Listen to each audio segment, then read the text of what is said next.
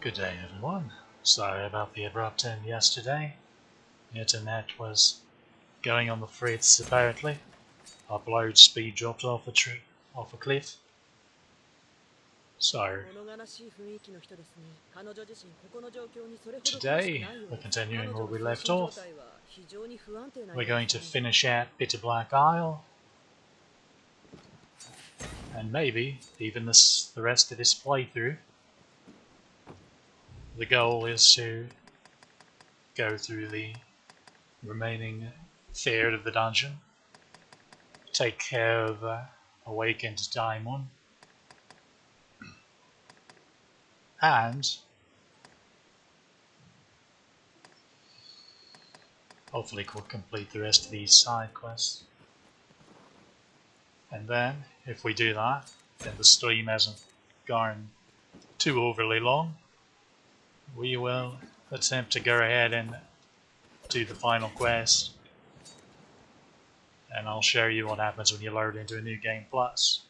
Then we'll be all prepped for the next playthrough, of which I haven't quite decided when I will actually start it.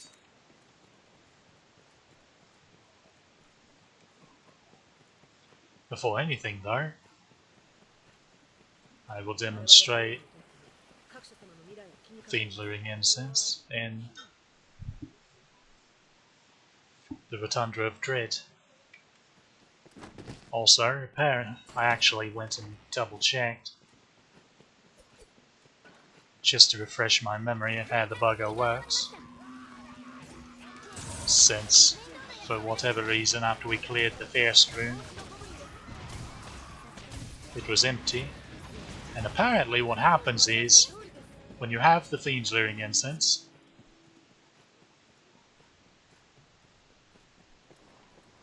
there will be one of 4 options for the room to be filled with when you enter. 3 different sets of challenge enemies, or empty. And we just got unlucky and rolled empty twice in a row.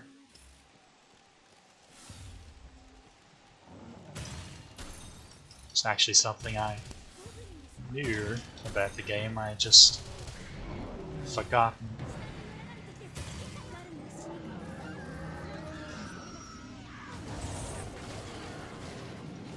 As you can see, the multiple Garm spawning even in this first room now, as opposed to just the one.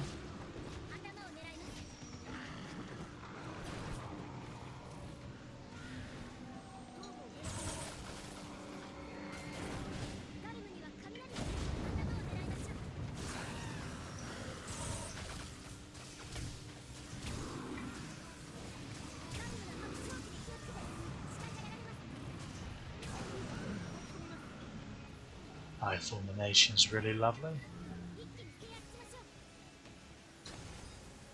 as are these Rift Buy crystals. Since this has respawned, that means the next room should have as well.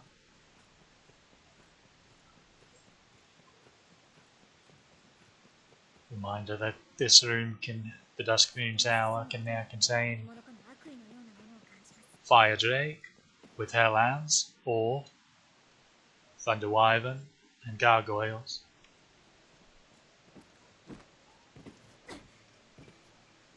This would have been the Fire Drake again, but since he's a boss monster, he takes a few days to respawn as opposed to just one.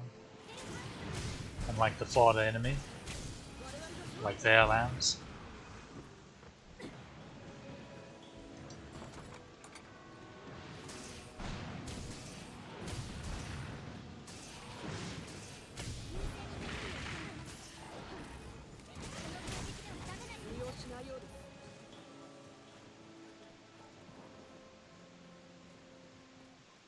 Considering everyone put their weapons away, I think it's safe to say it's cleared out.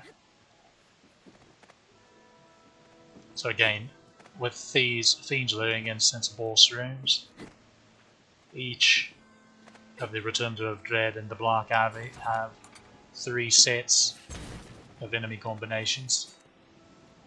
Bet you can fight.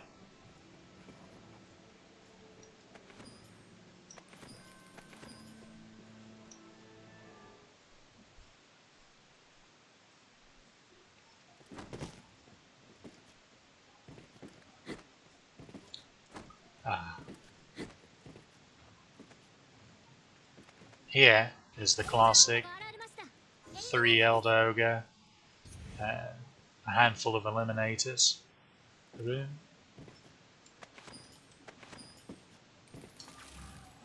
You really have to be on your toes with this one.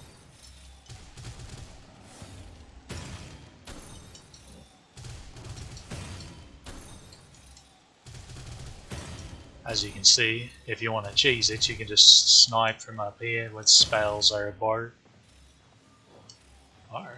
That's very odd. However,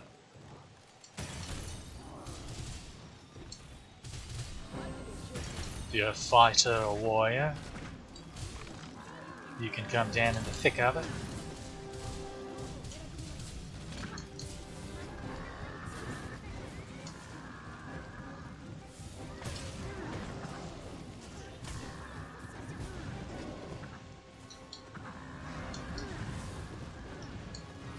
Also, there are sirens in here.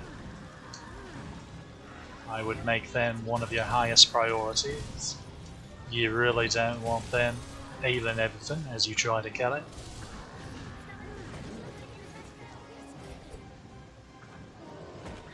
Oh dear.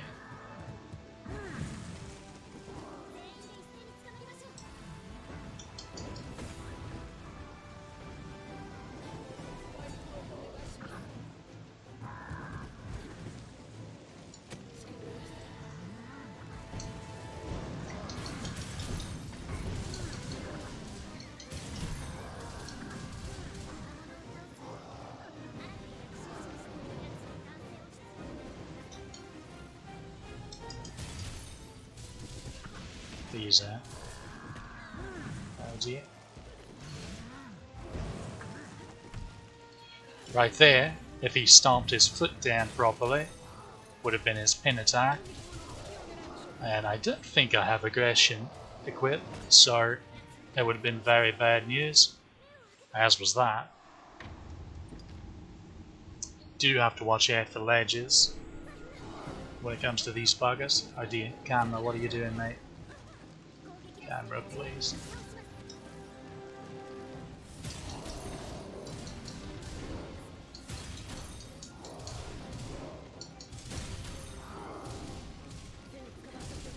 Believe it or not, this is one of the rooms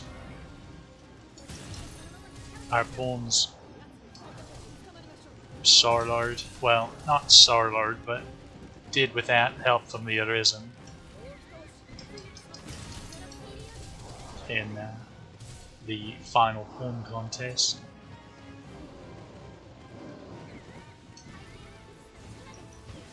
Ah, there we go. As long as she can keep that going, we're going to be good.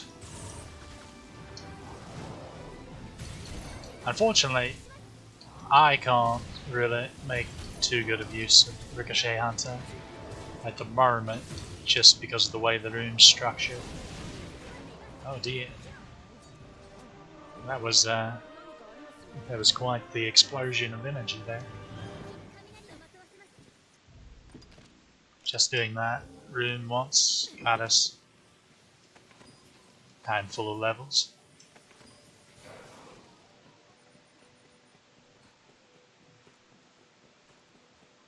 Even as high up as we are.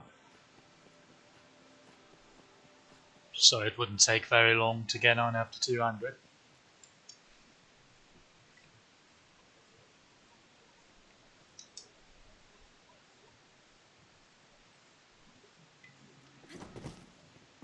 Ah.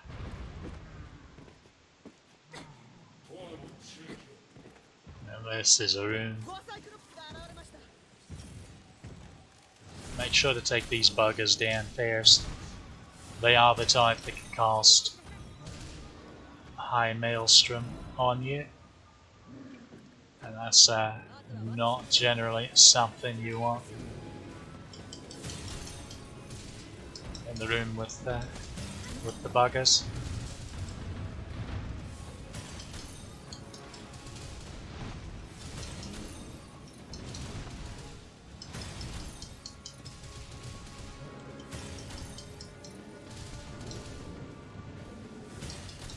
This room can be quite difficult, as one might expect, just due to the reach the buggers have.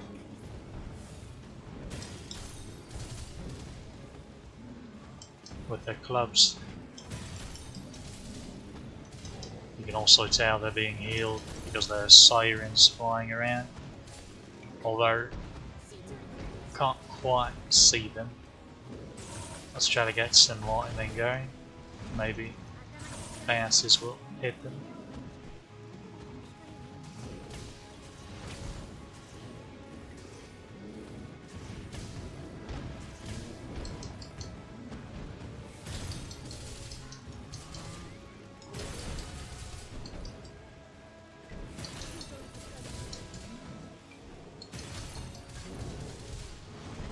Okay, one's down. Should be easier now.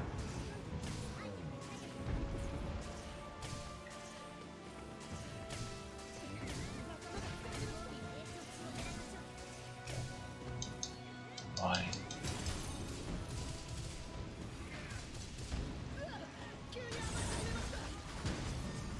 There we go. And the other sorceress seems to have gotten whacked.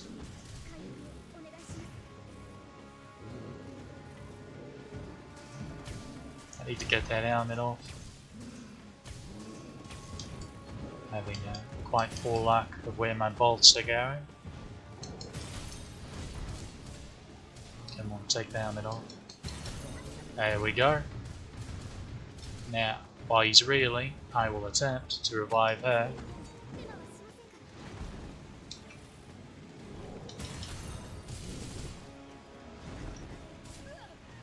Reminder that if all else fails, the right foot is a moderately safe spot.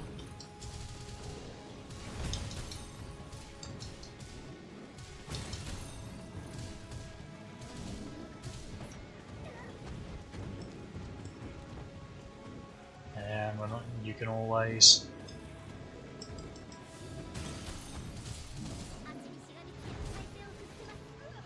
roll under in between if you need to. Come on, turn around. There we go, it's a good lad.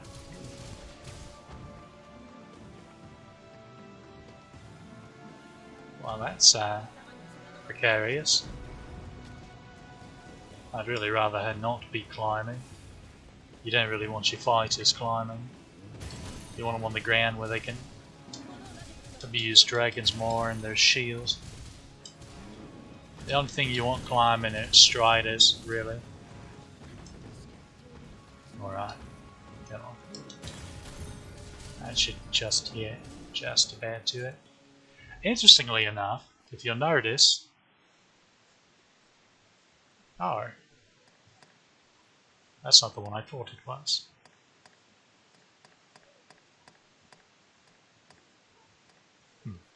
Well, there's one quest to kill two of them that appear in the Shadow Fort.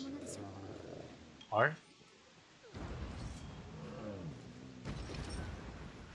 Boy. Rude.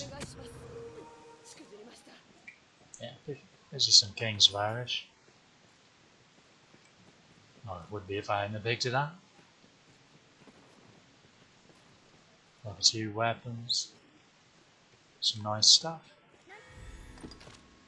Level wise, we almost got 2 levels. As you can see, it's super slow now to get levels, but we don't like that very many. We know death shows up, since he only lacks just a sliver of health. As long as the flower doesn't die as he's giving the experience, we should be ready to go. Or I suppose I could try to demonstrate the third set of enemies in this room if we get lucky and it spawns. We did the Elder Ogre Eliminators, and we did the double Prisoner Gore Cyclones. So, what's next? What is it? I know one of them has a bunch of gold and silver knights in there. This looks like a... It's difficult to tell. Because there's one room.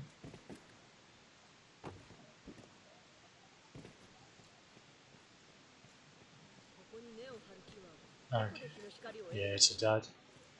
There's one room full of scaly brutes and poison undead and the like. Perhaps some banshees.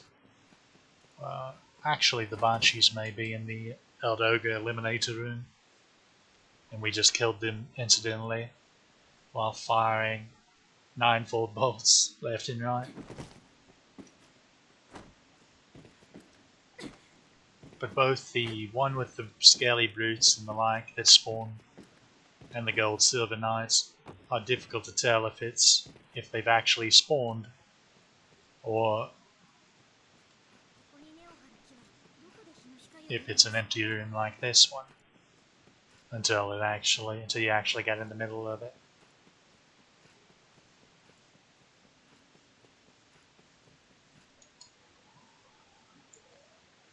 We'll try once more, but if they haven't spawned, I won't keep you waiting that long. We'll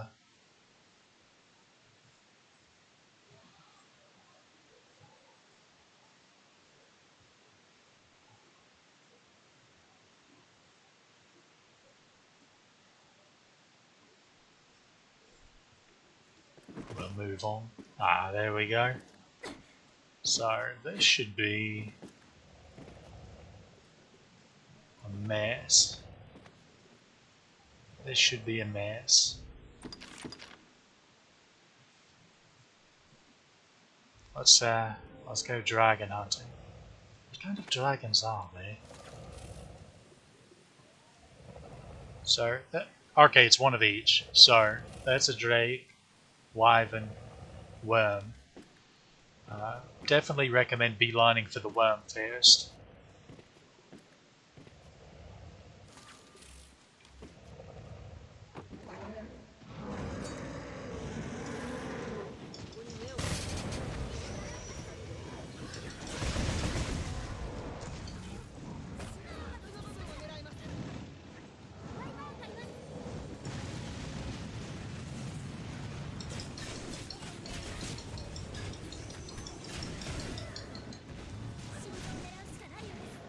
Really don't want this bugger casting a bunch of nuke spells while you're trying to fight the others. Okay, worm down. Now.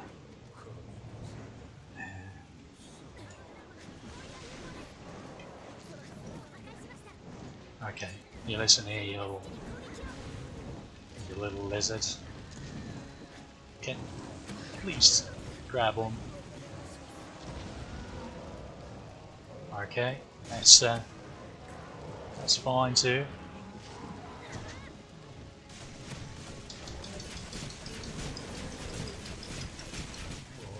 All right.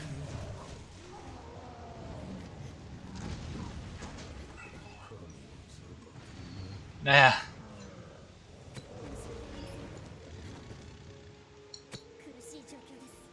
it's time to take Little Red down.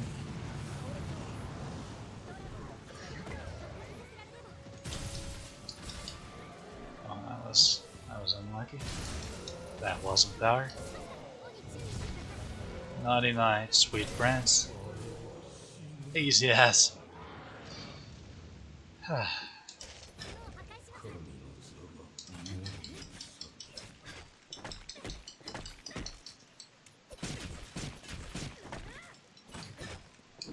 Interesting. Either his wings are already broken, or they taking more of a licking than I thought. So those are the three rooms available here, which means in the Black Abbey, the rooms are Double Cursed Dragon, the Gold and Silver Knight Spam, and then the Banshees, Scaly Brutes, and Poison Undead room. So really, I feel like this one's the better one, just because, like, the Double Cursed Dragon room is pretty bloody good for experience, and of course Dragon Forging, obviously, but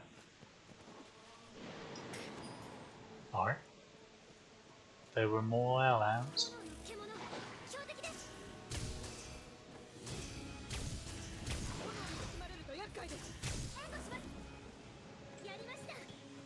No worries.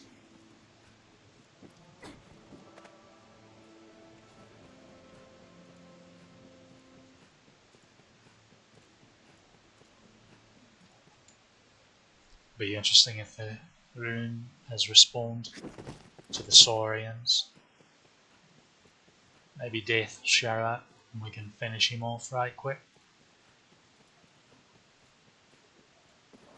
Signs point to no. Shame. So if you're curious why we're just leaving instead of going deeper the other way, there's no sense going through the entire bloody dungeon when we just want to go through the final bit. Although, which notice board was it? I will have to go through before we finish the entire playthrough and check each of the little rest areas, just to double check the notice boards, make sure nothing else spawned on them.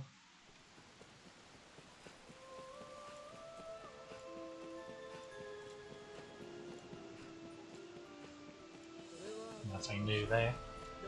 We'll go ahead and do this, just to get everybody topped off.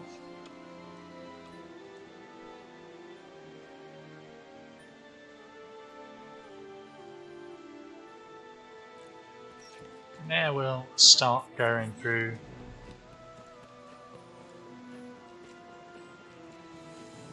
the last third of the dungeon, which is going to be a mess.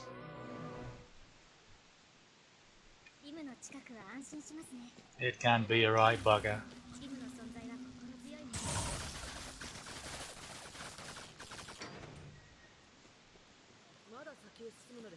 Interesting, they still spawn even when he does.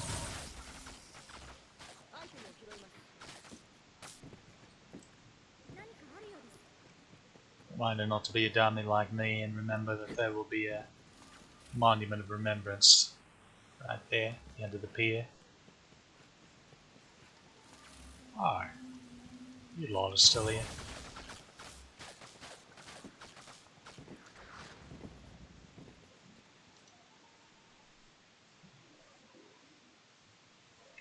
Rockwood Depository. So I hope you like raids.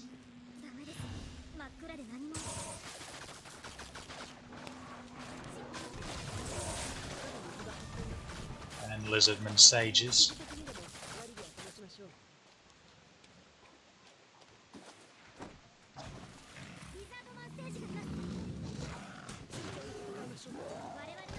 Just about. Just about.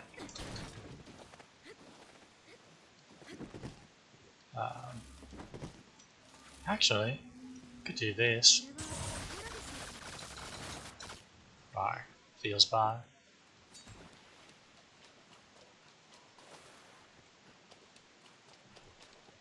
Pretty sure The leaf worms, yeah, they're still here.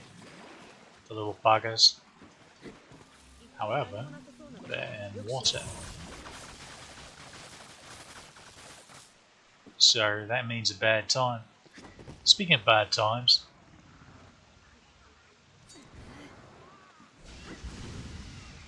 oh dear.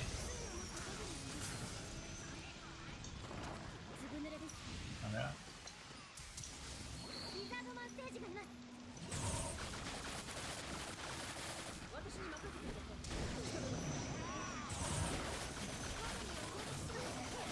Now, alternatively, this room can feature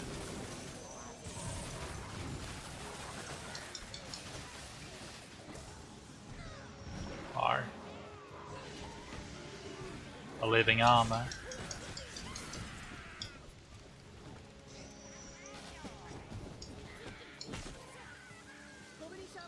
What's that? All of them. Easy as, never than that. Never in that. Alright. Wait, why didn't you free me? What are you doing, Labs?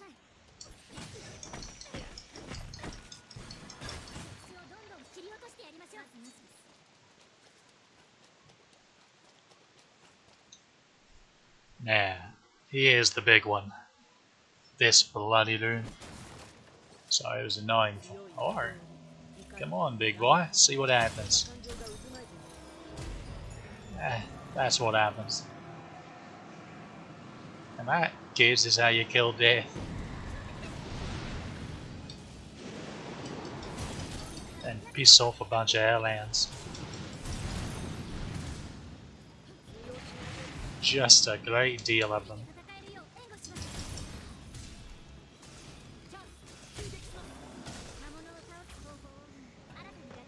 Very much angry.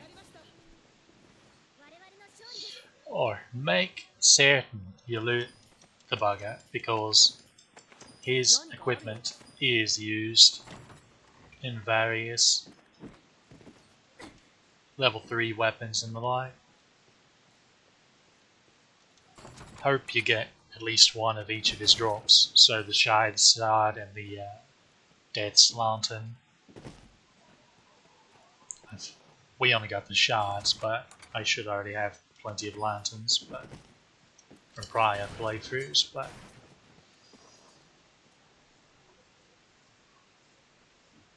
so this room didn't need much changes because it was already the most difficult room in the entire bloody dungeon. Unless you're like a sorcerer and can just stand in the hallway or save his asses and throw a high maelstrom out there. Kill everything.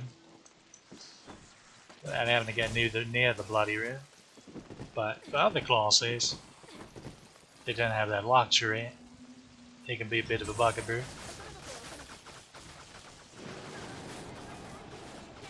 So now the hellhounds everywhere. I'm pretty sure the pawns are still here. The sorcerer pawns. Yes.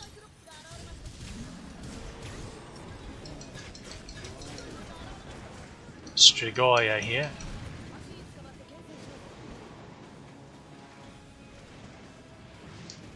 Strigoya weak to ice, by the way.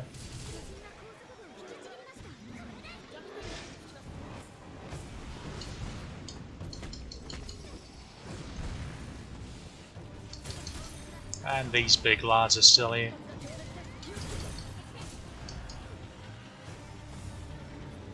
Now, there's an alternate spawn in here that throws a bloody bunch of eliminators. Also, they're probably going to be still the two buggers down here. Maybe gone on this version of the room. Seems so. Come on. And dance, I can take that helmet off, mate. Unlucky.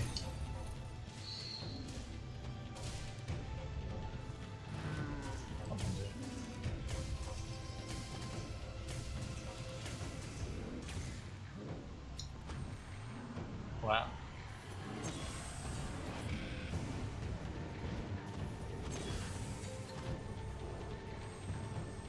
Reminder that this stacks up to 4 times.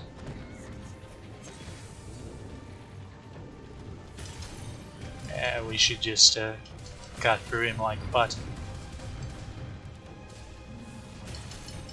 Even more if his helmet had fallen off. That should do it. Now, if his bravo there, I would very much like to take the helmet off, but I can't guarantee that the pawns don't free him first. That was scary. We about got.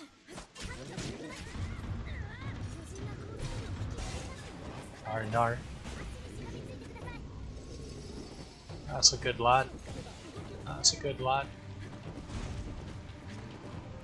Didn't mind me.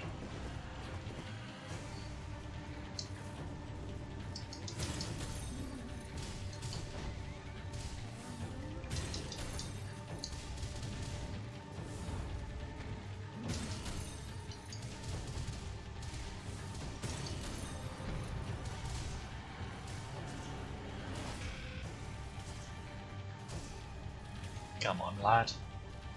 Turn around. Turn around.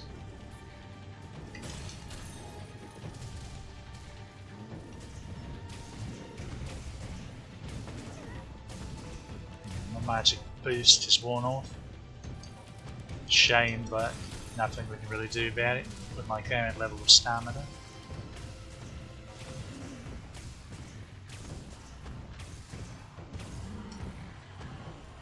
He's alright. We about got him licked anyway.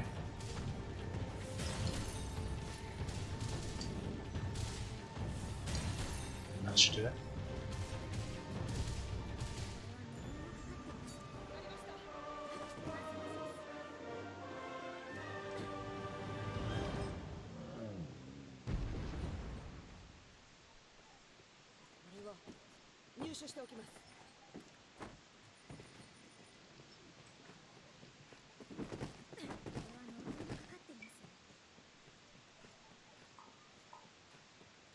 Now, I swear there was supposed to be corrupted pawns still. Guess they actually removed them on this run through. The Bloodless Stockade.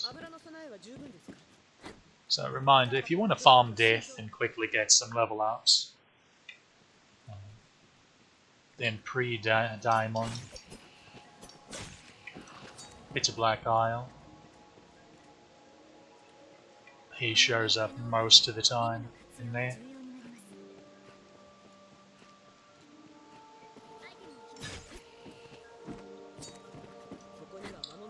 Okay, what do we have here? Ah, that.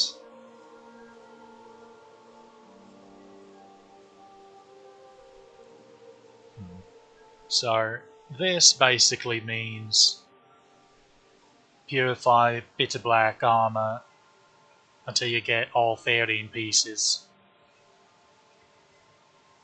The common variants count though, so that's good for you. If you already have them all, a copy of each of them, then to trigger this quest completion you just have to purify a level 3 armor and it should complete. Unless you get one of the rare variants, then it might not, but I wouldn't swear to that.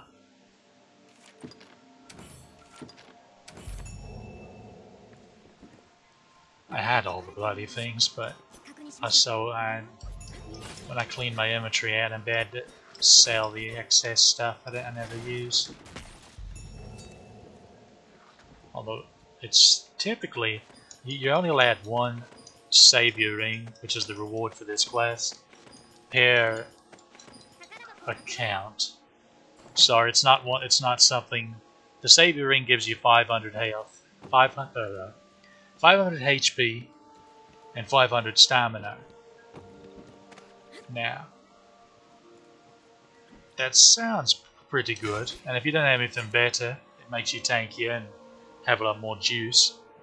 But generally, you want what you really want are your master rings that give you 500 of one of those, or up to 500 of one of those, and up to 100 boosting either strength or magic.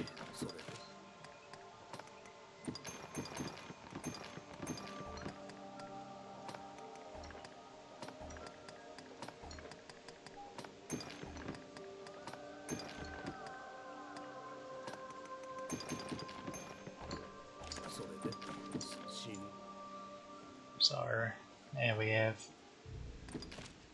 a handful more quests. Still no blood red crystals. I'm debating on how to demonstrate how to actually get one of those.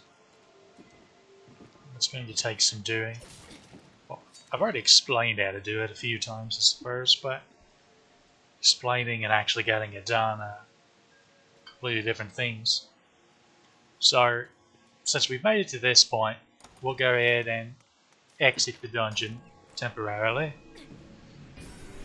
because we have, and we'll knock out these notice board quests that are outside the dungeon before continuing. So first up, we'll go to the Witchwood.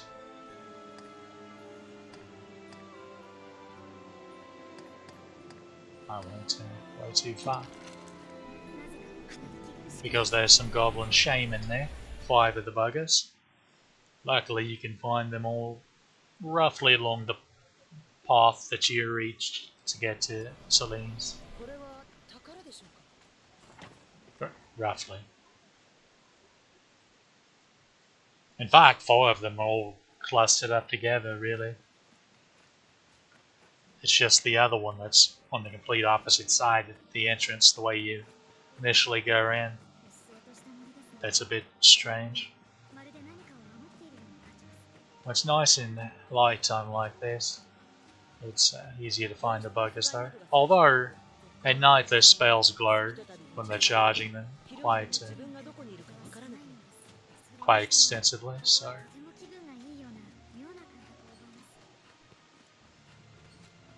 can be easy to spot at night as well.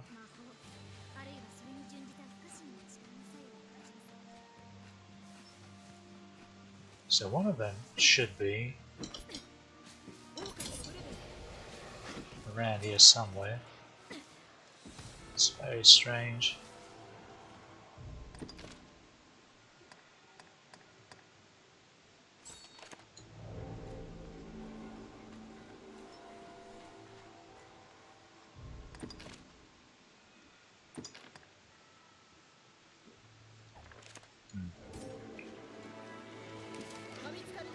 I could have sworn there was one just here,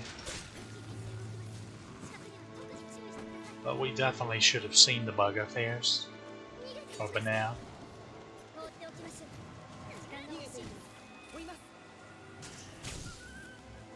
We'll keep going and see what happens.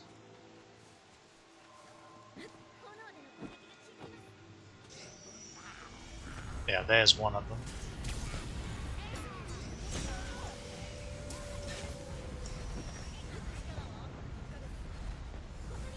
Okay, so that's 2 down.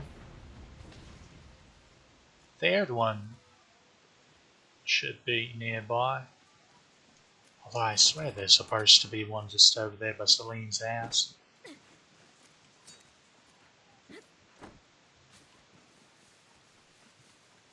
Very bizarre. Oh well, we'll check if we're one short. Also, bit of obscure information, there's some gold up here.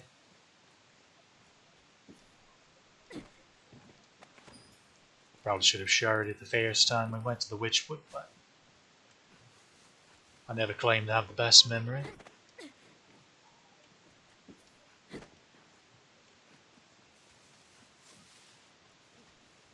More over here. That should be another shaman right over here.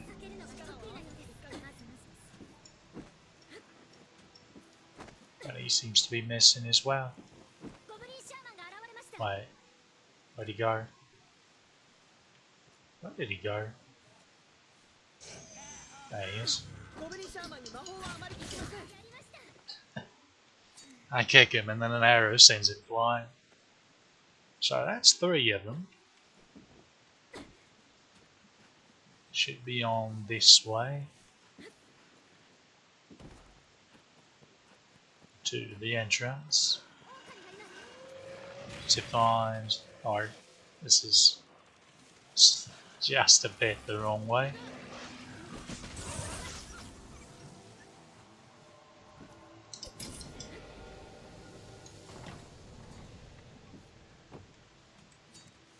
Or we could follow the river.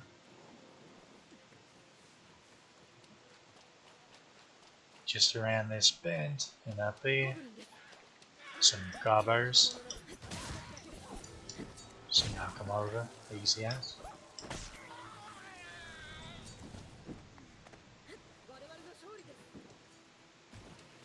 Keep following the river.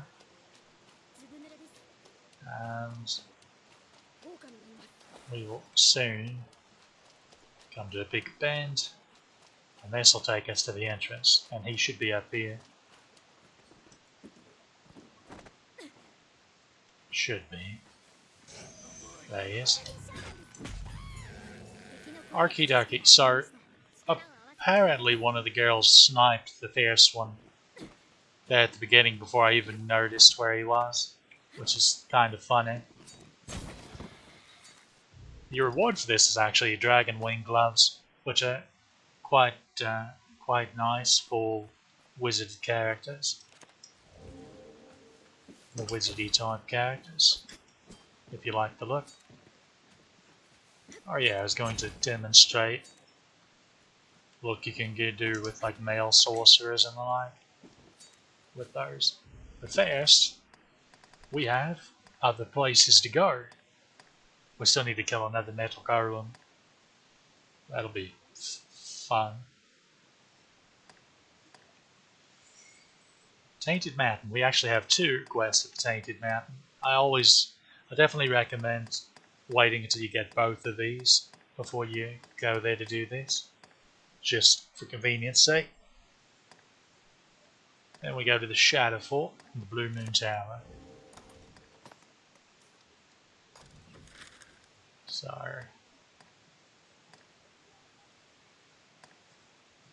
right. There we go. Tainted Mountain.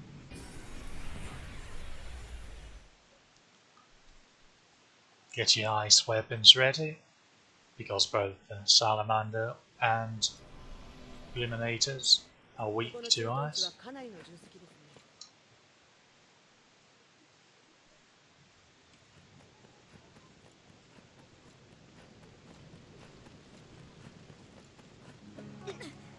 just going to pick this bloke up because I can. Now,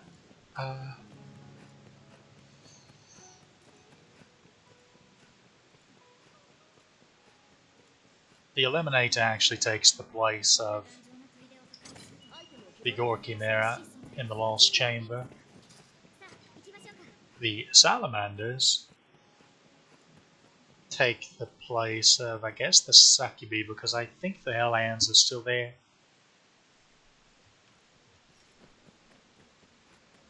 In the chamber before that. Of course, the Geo Lizardman is still here.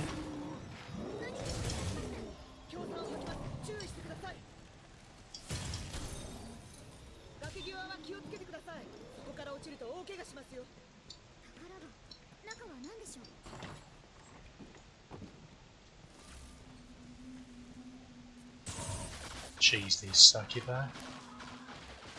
Easy as.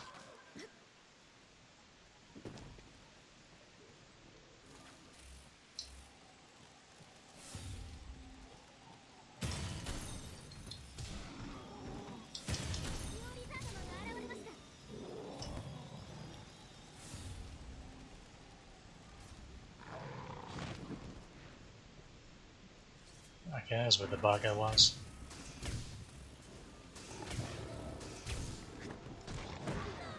Oh dear. He tracks pretty well.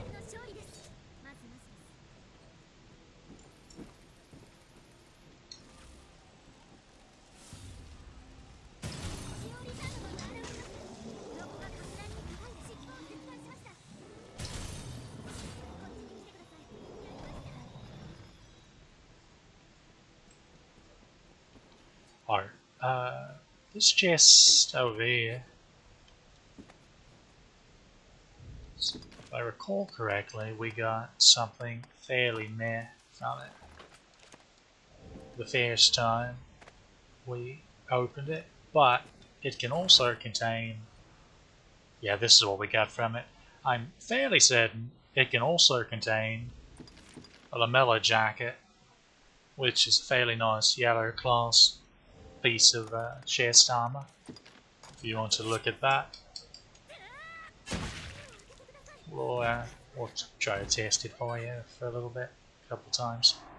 We won't overdo the God's Baning because, quite frankly, over the years I've God's Baned so much I'm a bit God's Baned out.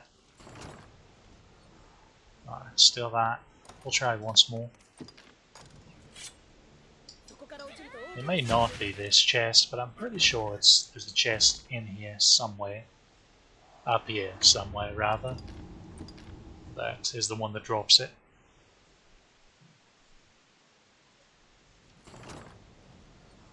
Yeah, there we go. So it's definitely not a bad looking piece of armor.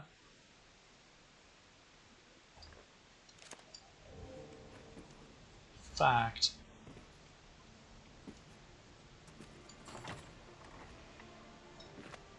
that's still holding black leather gloves. In fact,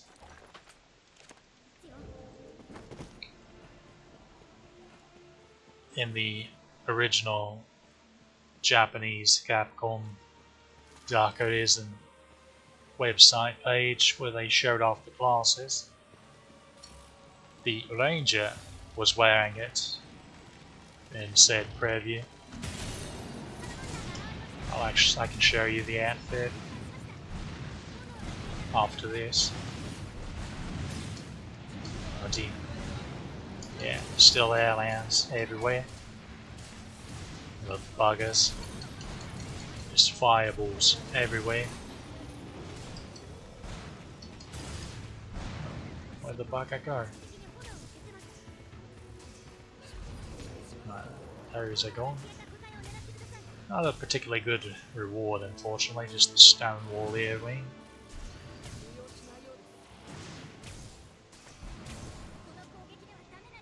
Not even certain what that does, actually, come to think of it.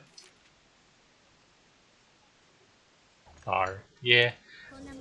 It only does it if your carrying capacity is on heavy. And then it makes it to where it's really difficult to stagger and knock you down. Salamand's Secret, always pick that up. That and Tagulus' Miracle. They work like Conquerors and Demons pair-ups, just for the whole party. Really lovely. Peach Lambs. Seems to be a common drop from that chest. One moment.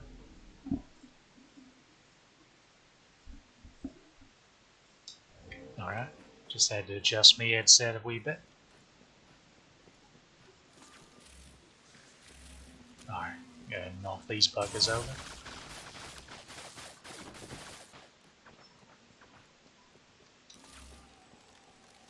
Alright, where is he? There he is. There he goes.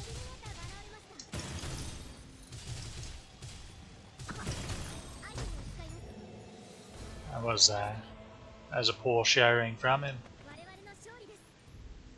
But from him you get the Adept's hat, little witchy hat. I'd actually quite like it if it didn't have the bloody flaps on the side. It was a bit of a buzzkill.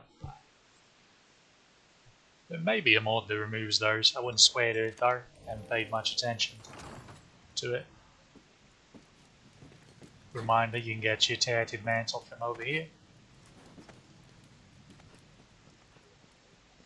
And in here you can get, let's see, you can get a lordly clerk is one of, I know that's a really nice drop from one of these. In fact, didn't we get it last time we were here? Cross Kincada is a really decent sword, but at this point in the game you've long since passed it up. Those two are down.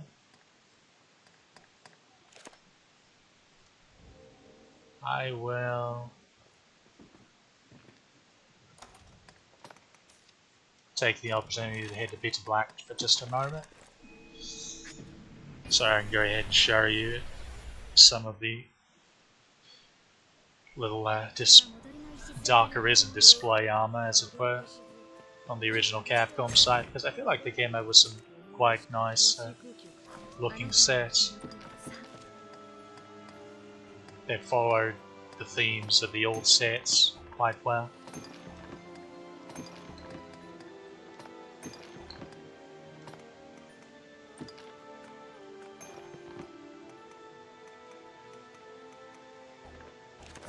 It's fine. Now this, I think this board's pretty much done by this point.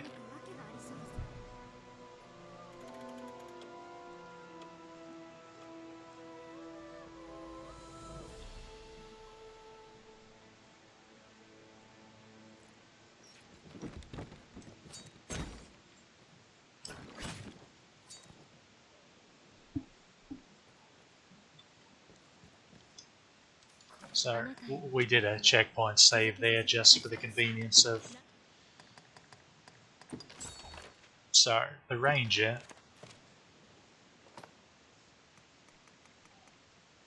now we won't even bother with the weapons. So helmet wise, they used the Farseer's cap.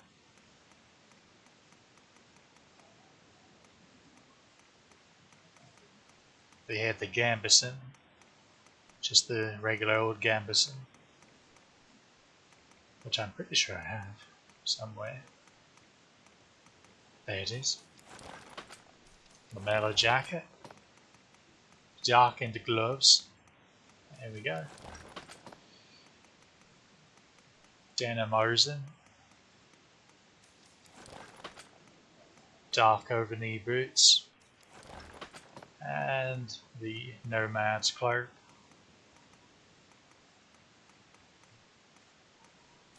There we go. So there's the ranger getup. I think it's quite nice. You can tolerate the hat, but you can drop the hat pretty easy. Still looks fine, of course. Looks even better because you don't hide your face. So if you like that look, you can. It basically is a direct upgrade of the display of Ranger in the base game. Let's see. Fighter is one of my favorites, actually. I may have already showed this, but can't hurt to do it again. Okay, Fighter is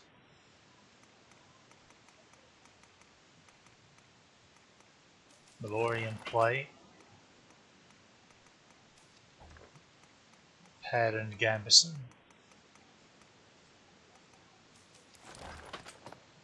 arm crest, or crested arm guards, rather. Arm crest is a different piece. Arm crest are pretty garbo.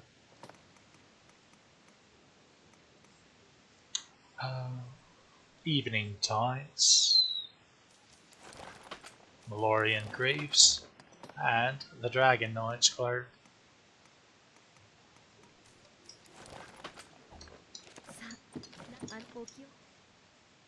I really quite like this fighter getup. Quite aesthetically pleasing. Technically, the Adventurer's Cloak probably matches with it better, just because the cloth of the cape will perfectly match the cloth from the boots. But stats-wise, the Dragon Knight's Cloak is just better. And it still matches really well. It's something you really would have to be paying attention to even notice that it's slightly off. In fact, I probably shouldn't have mentioned it now. Probably bothered a bunch of people.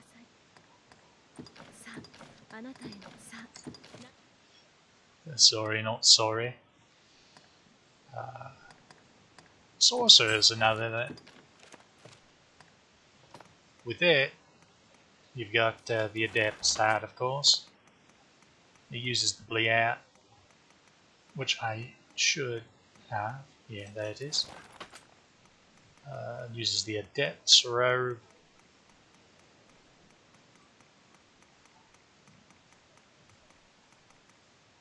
Surely I have an Adept's Robe somewhere here.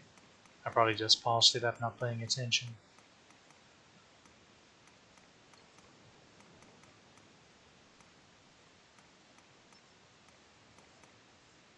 Ah, it actually surprises me.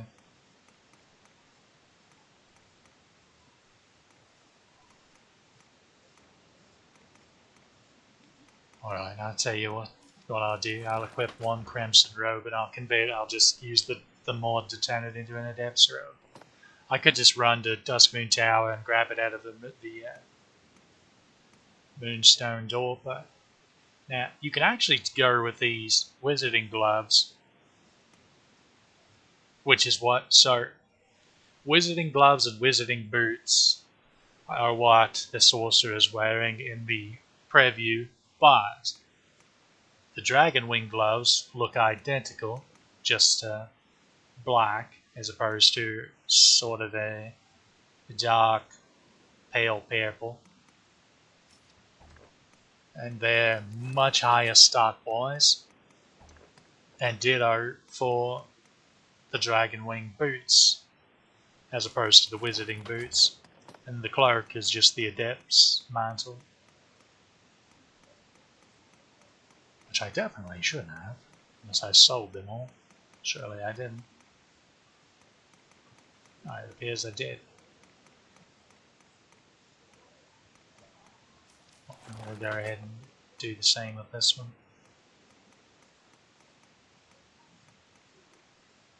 Yeah. Alright, what were we planning on doing now? So, Crimson Robe. We were going to turn it into the Adept's Robe.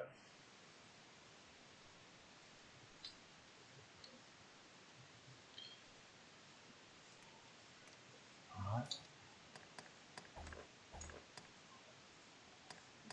And then there's to the Adept's Mantle.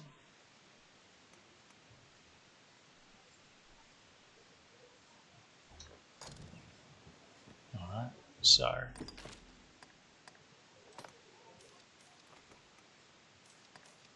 we'll give that over to here, give it back, and it should actually go through. Ditto for this little bugger.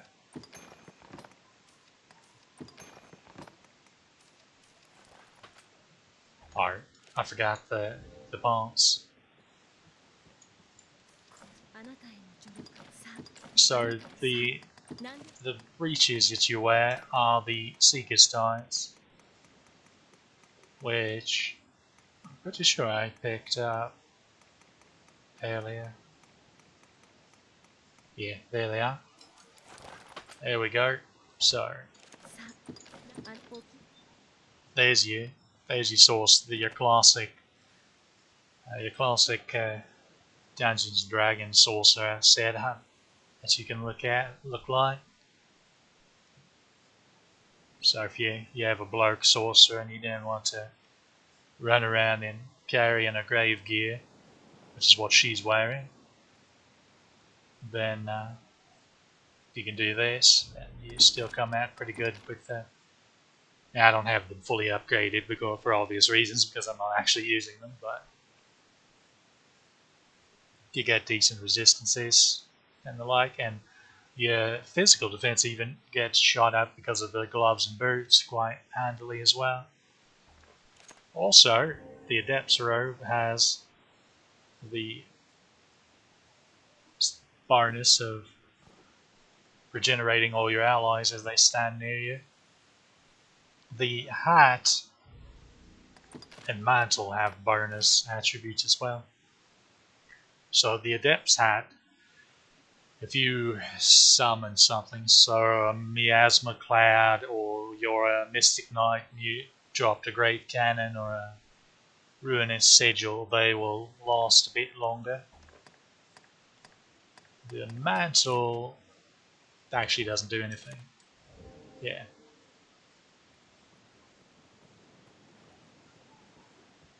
Let's see, was that any other?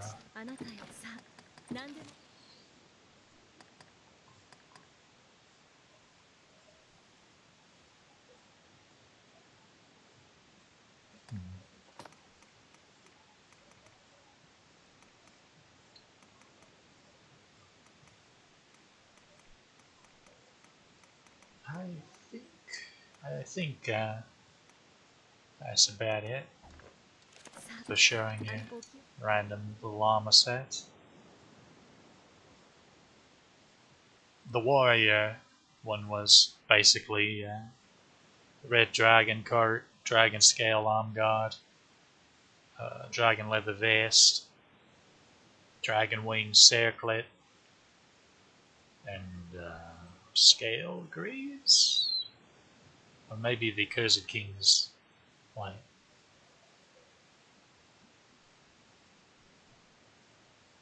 Maybe it's Abysmal Greaves, I don't know. That's not one I paid much attention to, honestly. The Magick Archer was it's pretty lame though. He's just wearing the bloody trophy set. Let's go ahead and return to checkpoint, so I don't have to unload all this stuff and switch back and get my skills back in order. Alright. Now we're just going to run through and double check this notice board up here.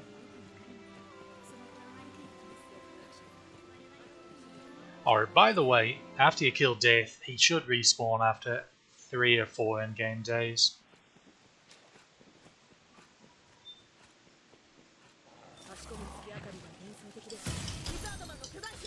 Like we're supposed to be running through.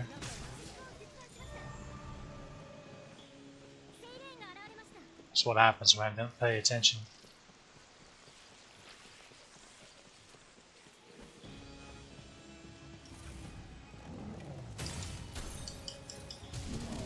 Although it is tempting to blow that bug up. Like,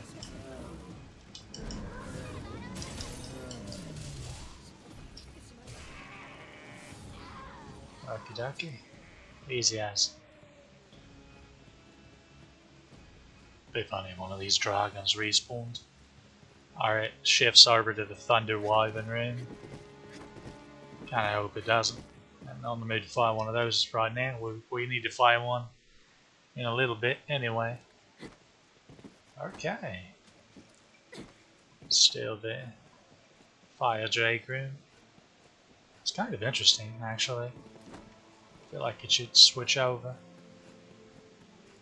So we're just running through to this initial resting place to check the notice board. Because I don't think we did that earlier. Pardon me, coming through.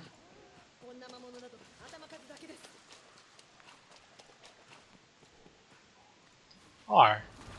So this is how this room's supposed to look now. That Death's not showed up to take the place of one of the bosses. So there should be two of these regular Gore Cyclops.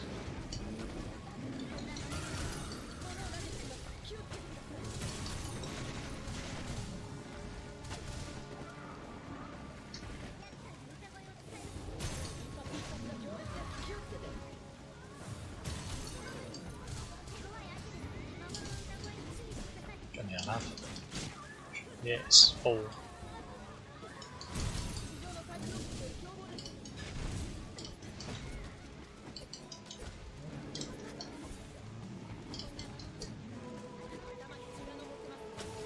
We don't need her doing that. Oh dear. That just cell blocked me vision. Can't see what's going on. Oh, easy as.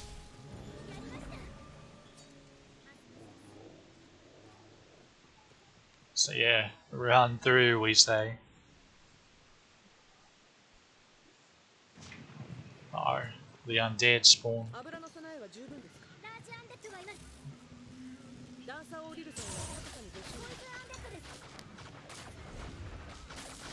Oh, right.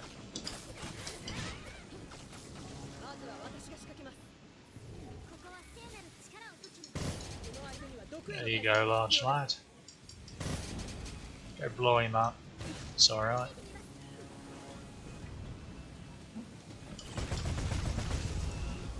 There we go.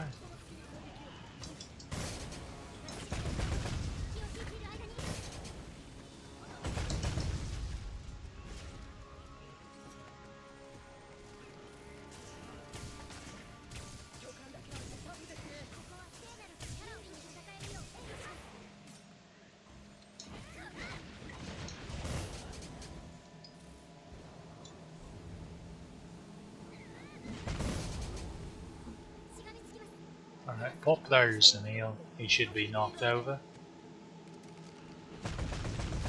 There we go.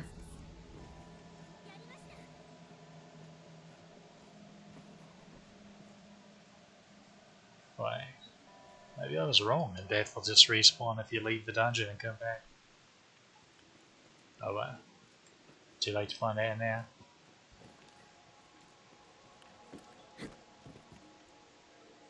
Okay.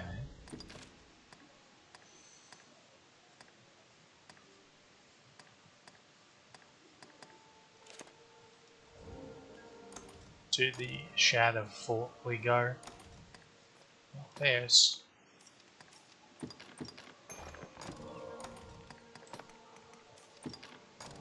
I'm gonna leave here.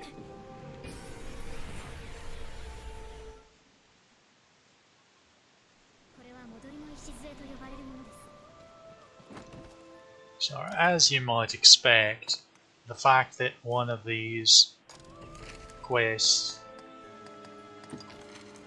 is to kill a Thunder Wyvern at Blue Moon Tower, which is where there's a spatial wyvern that spawns normally in post-game.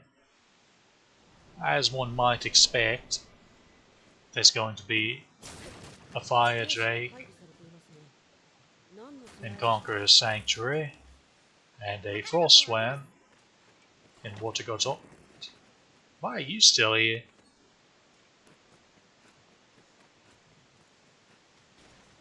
It's nice and dark now. That's alright.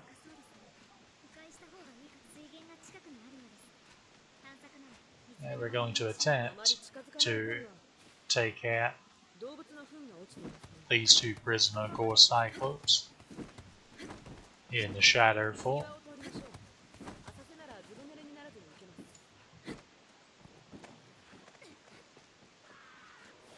I should probably get me lantern out.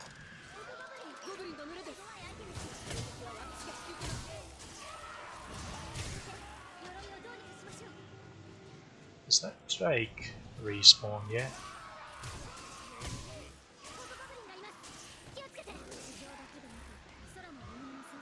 I don't see him, but it is pretty dark.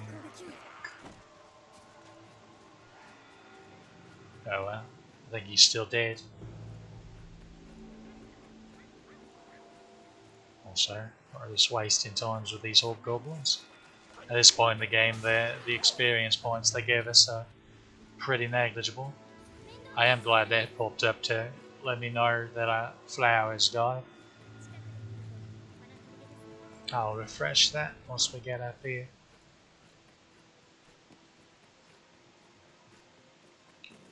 Now, I can't remember if these buggers come with their helmets pre-killed or not, pre-knocked over, knocked off. Words are hard.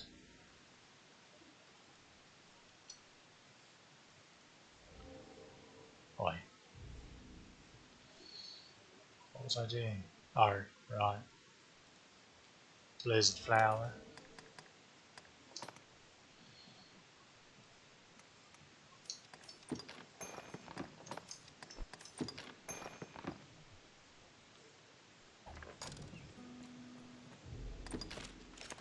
Yeah.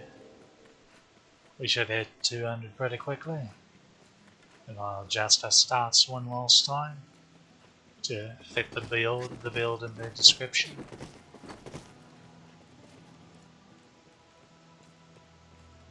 There's one of the big lads. There's the other.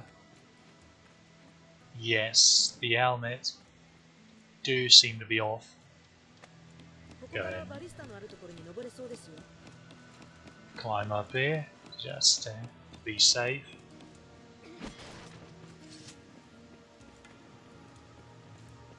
Wait, do they have the helmets? Alright, the helmets wasn't loaded in yet. That's a shame. And we just chug some juice and get ready to go to town. Let's have a party.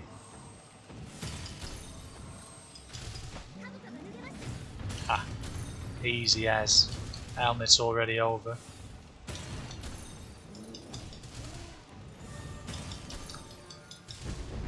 I swear they seem to be a lot squishier in the mainland than they are in Bitter Black Isle. Not sure if there's actually something to that though, but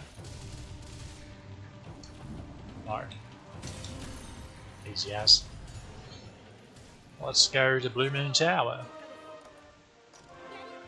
Also, the reward for this is pretty garbo.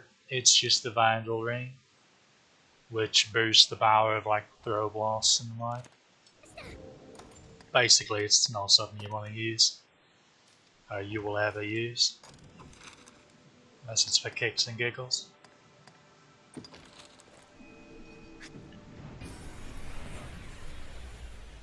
So, Blue Moon Tower.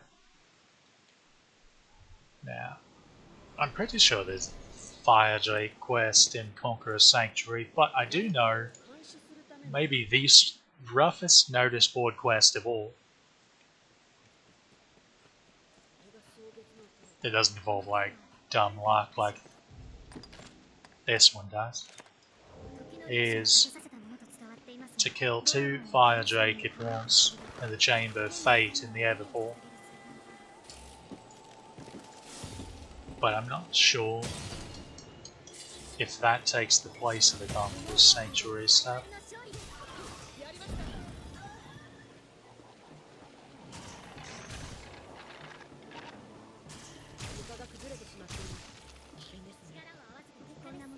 Or if they're 2 Fire Drake quests.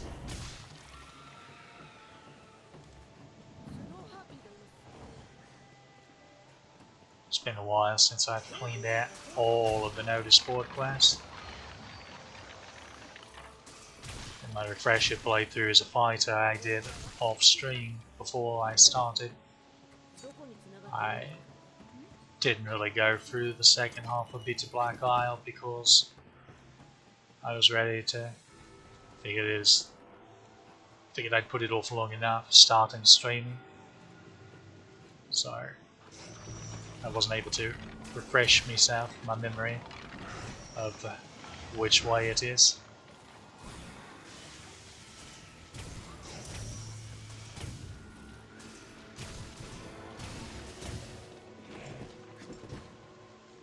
Alright, you hear the thunder wyvern.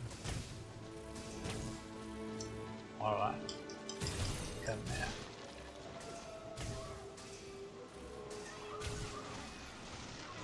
Wait, where'd the skellies go?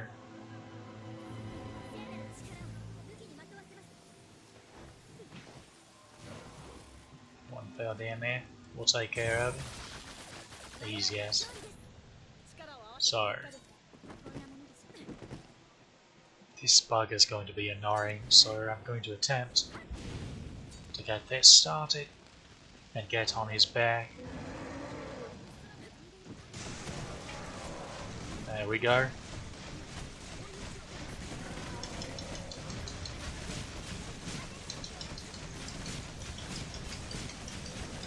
Thunder Wyvern's not too bad until he does this. So there's nothing you can do about that. He just wants to fly around. Or he's back. Or he can cast spells. Do watch out for that.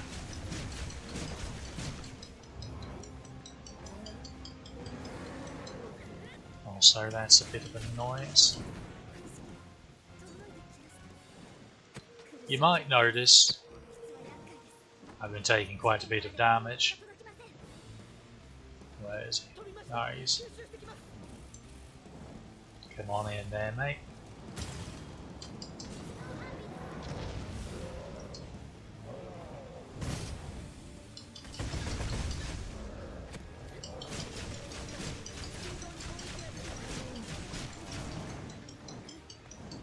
I keep forgetting to put adhesion on. Yeah, reminder that these dire Dragonkin, these upgraded versions, all have elemental auras that damage you while you cling to them. So we actually got an Adept's Robe from that. So you can actually get one from this quest and from the Moon and from Duskmoon Tower, amusingly enough.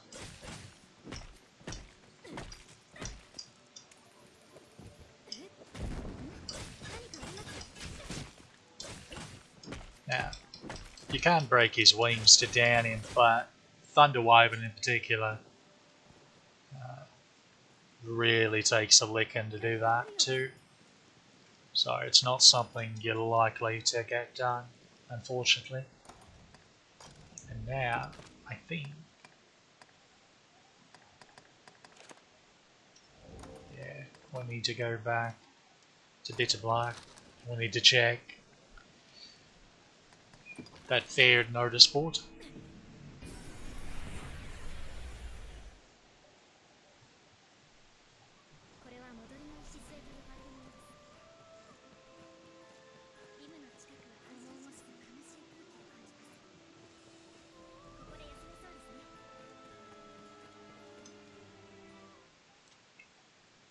I definitely won't be able to clear all of these because I'd rather not put you through watching me purify and get all the level 3 armors again, the common ones. I imagine that would be like watching paint dry, or watching me roll FGO or something, I don't know. Well, probably considerably worse because I reckon people actually enjoy watching gotcha pulls.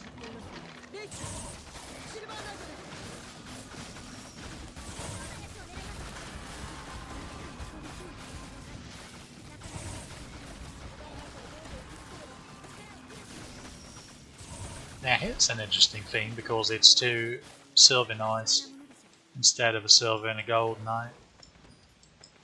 And more of these bloody raids. But they still behave the same where you have to drop both of them before they actually die.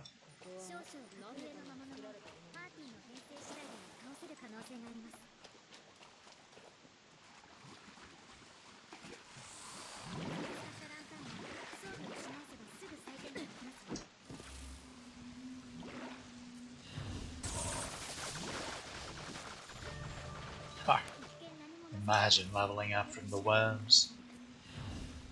Now, should be living armor in there now. Yeah, there he is.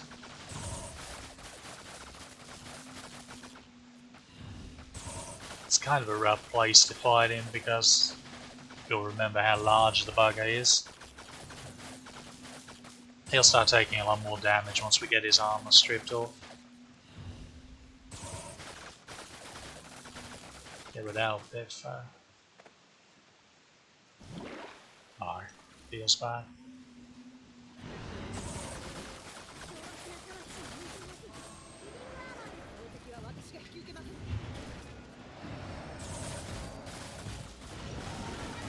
Yeah, there we go. Easy as.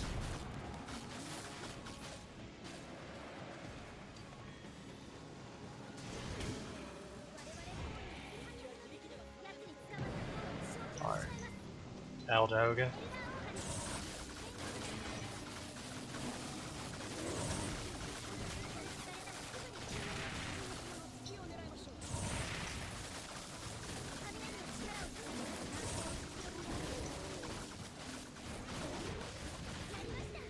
That's why you don't stand in the water when you're weak to lightning.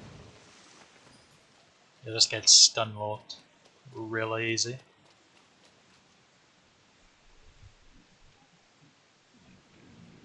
Are these buggers? Yeah, unfortunately, as I mentioned before, this room's a bit buggy with these particular enemies, where they can fly out. Also, make sure you're not in the exit gate when it goes off. You don't want to get got.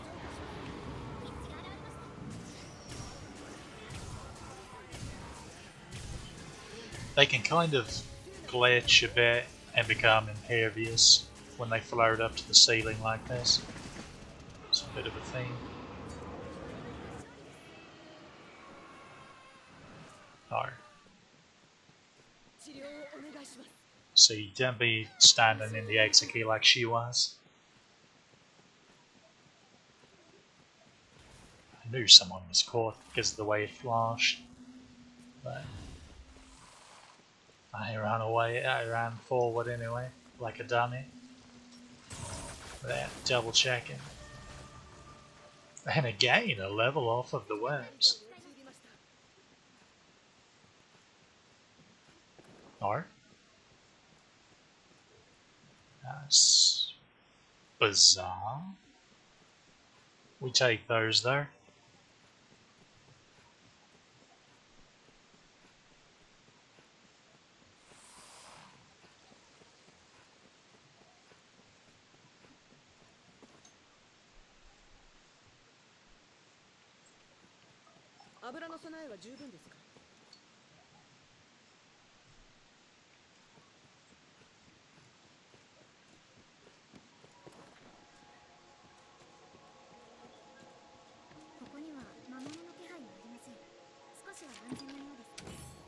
Okay, yeah.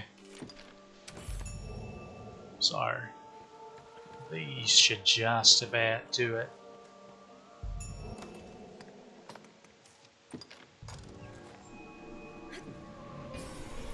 First, we'll go to the Water God's altar, because that's easy. Worms, I still feel like a... Well, it depends. If you consistently... I feel like they're the easiest to actually hit the heart as a melee. I think I've said this before. So if you can consistently get them to clutching their heart,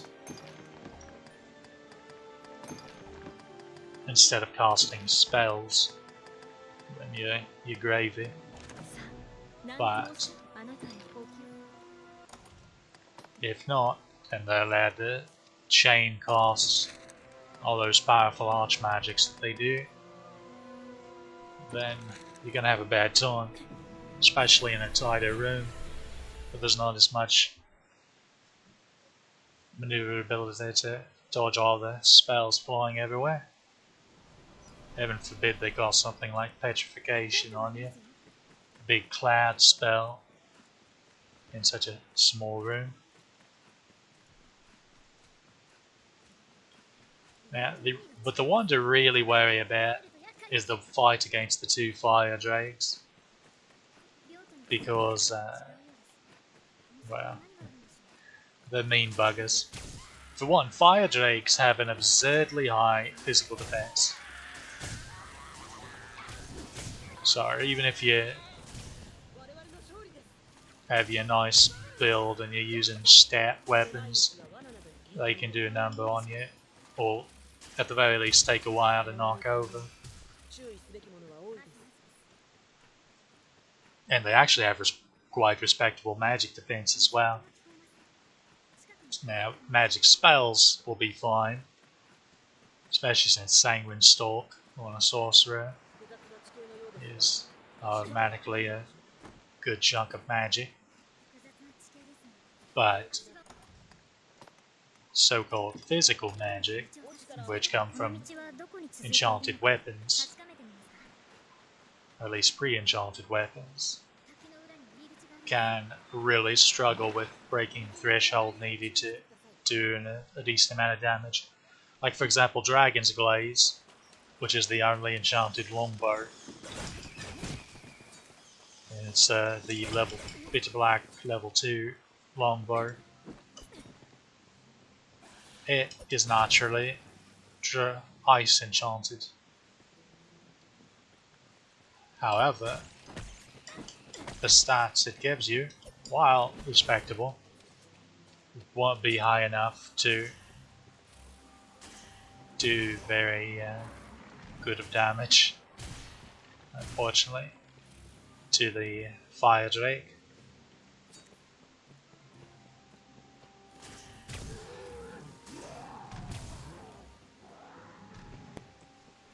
It's amusing one-shotting them off the wall. Alright. Should I do this? Yeah, might as well. Very ominous, just don't walk too forward now. We don't want him casting spells before I get a chance to be cheesy.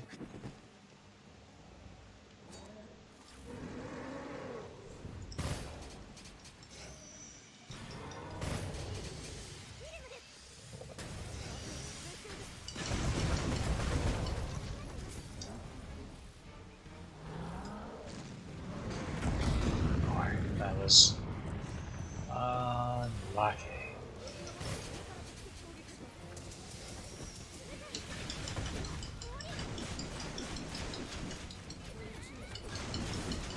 Alright, there's the bad one when he casts Bowlight. Alright, that was unfortunate. He was about to stagger.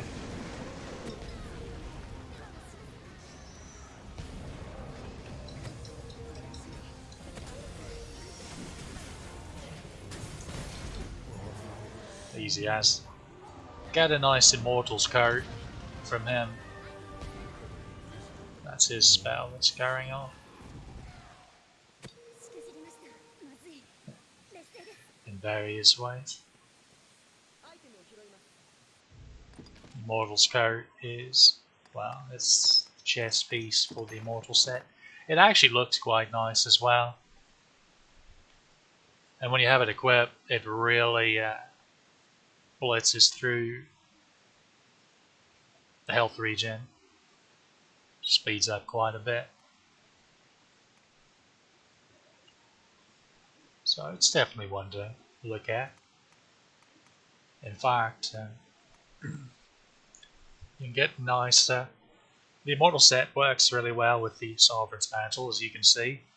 But as long as you have the Ancient Circlet equipped, you can slap on a Tattered Mantle on it and Dragon's Blood Earring and have basically full immunity from every bloody resistance you can think of, or debilitation in the game. It's really nice.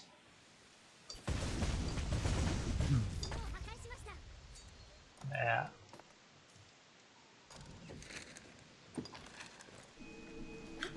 Time for the big one.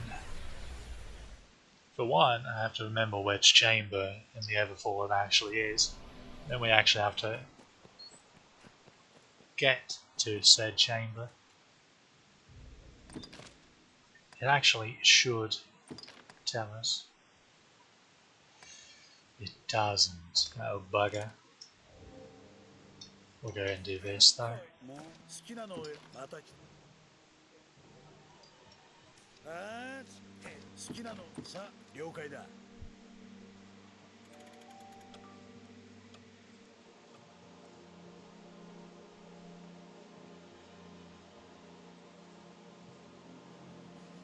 I think it's the Chamber of Fate. Let me look up in the wiki for just a moment, and I'll let you know.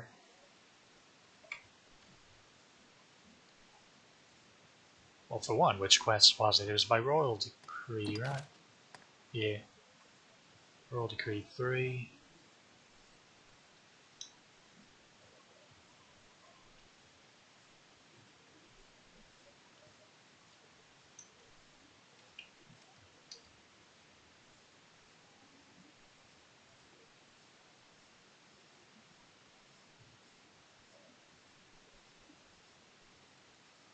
Yes, it's the Chamber of Fate.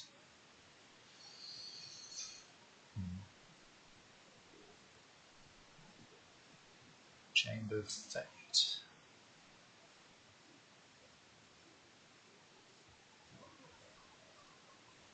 Well, let's give our best shot.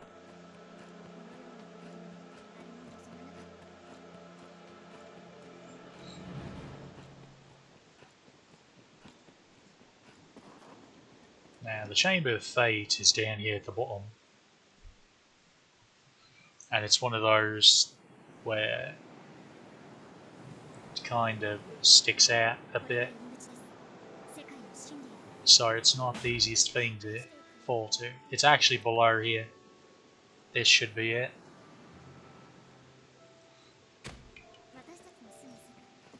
Easy as. Now. Oh dear. Let's go ahead and buff on up.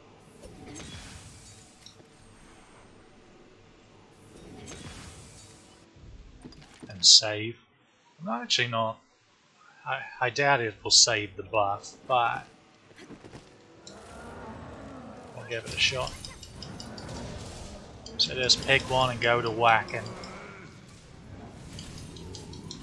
You really want to get one knocked over as soon as possible. That's very much bad.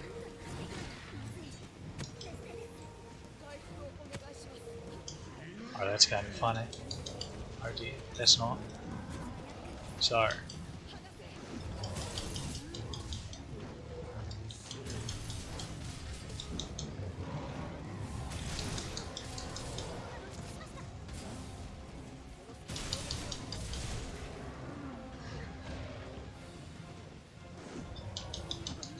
No. That was unlucky. That was super unlucky.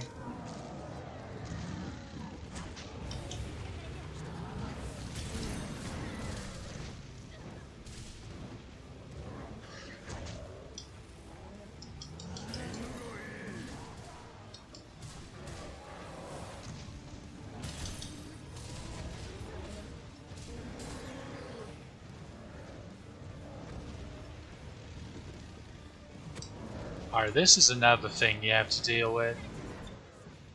Their roars can silence you. So that's a really annoying thing that can happen.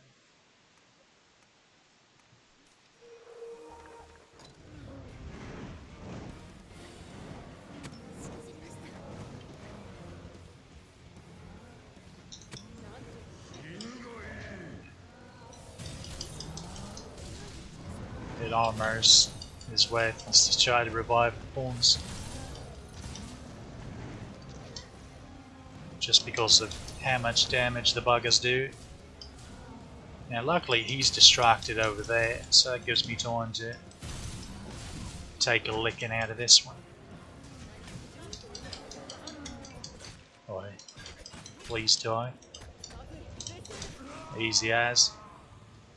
Now, we're max level.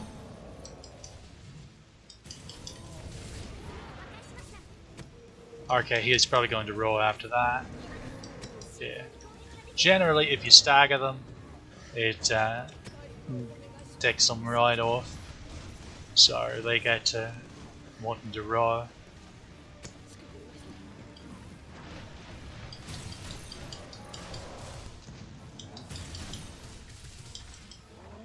Yeah.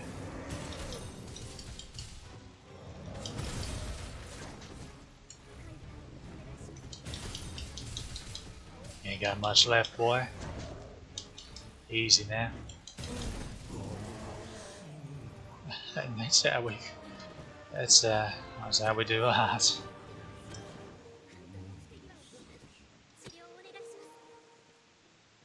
Never in doubt. So yeah, they take a licking. They don't take much damage, but they do a great deal of damage. They really hit like a truck. They really, really do.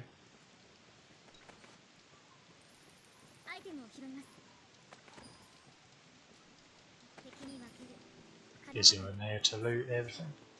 And the reward is trophy jacket.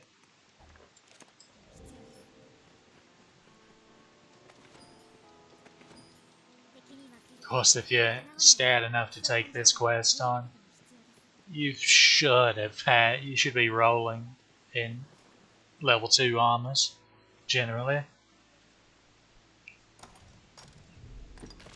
So you'd most likely already have the bugger. But if you're having poor luck and you really want the jacket, well, for one, you can just get it out of the bloody Moonbeam Tower. So there is that.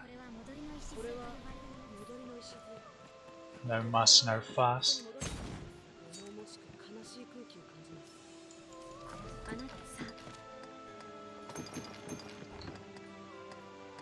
We don't need the flower anymore, for obvious reasons. Or this. Or I guess I could lighten everyone's load a bit. Now,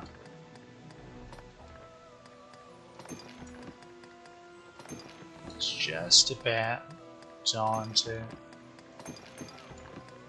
go through and finish up this dungeon. So what we're going to do now is, just to make sure, is go give the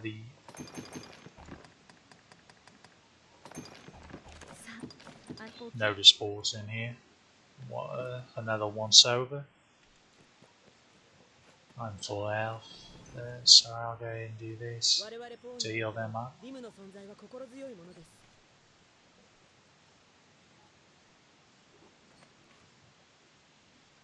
I just deposited those and now you're picking more of them up. Why do you do this to me, love? I'm going to go ahead and adjust our stats. Do the final build. Attributes, spec. Alright. Sorry.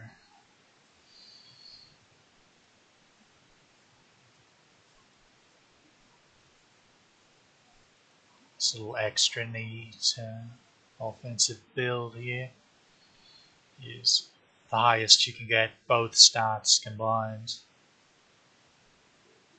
without ruining your stamina and your HP.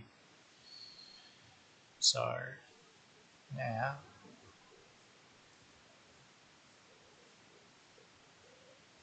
we only need one level of assassin. There we go.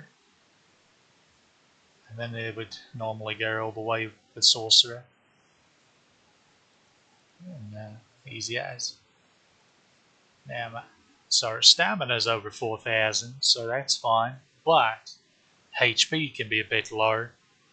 Now you can run with that just fine. But your physical defense is also below 300. Generally, if you can get you got a really comfortable build if you can get your HP and stamina around 4k and your both defenses around 300.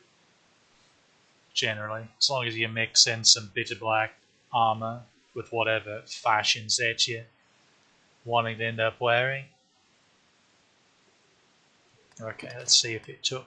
Yeah.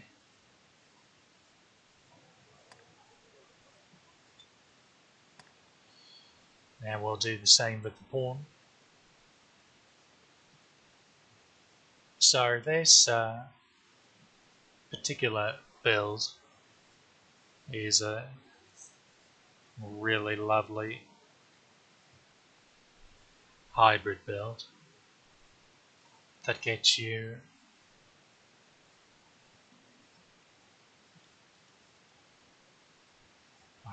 I didn't reset, silly me. Now, the warrior is 27. Boy, it can be a bit difficult to get them in.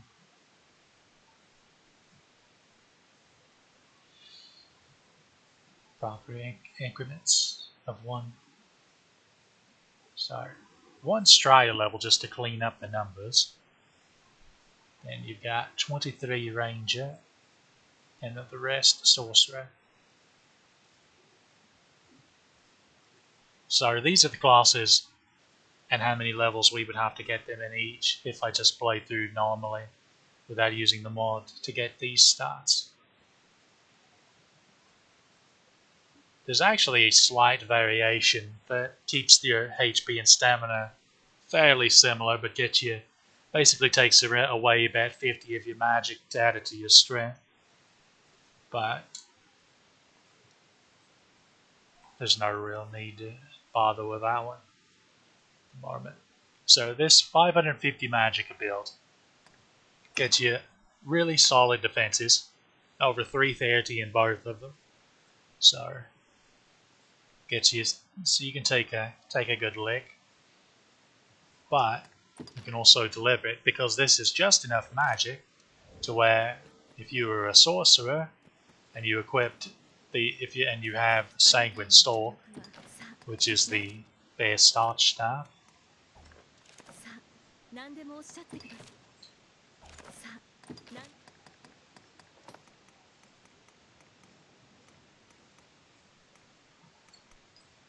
you will reach over 3,000. You will hit the 3,000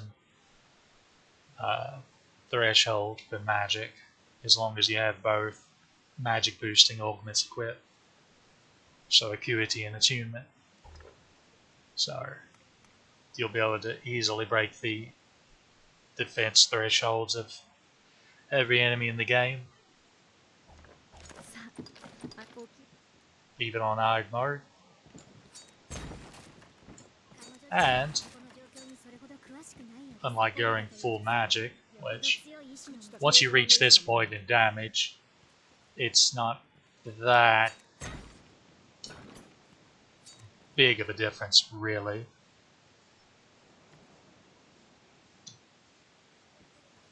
But in exchange, so if you went full magic builds, you'd be hurting when it comes to HP and stamina for one, and physical defense would be laughably low.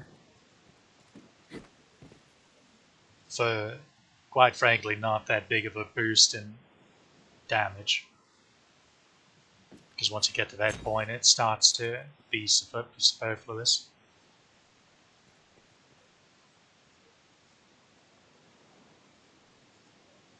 But now that we're properly leveled, I guess I can go ahead and save it to the rift now, like this, fully leveled and kitted out. Or I actually can switch masterings now, if I have one.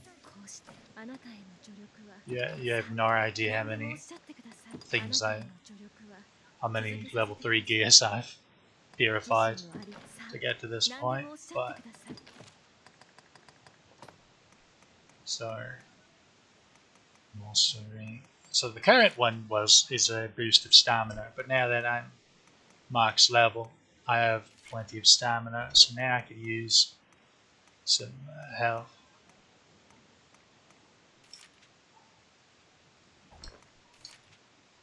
Yeah, there we go. Awesome.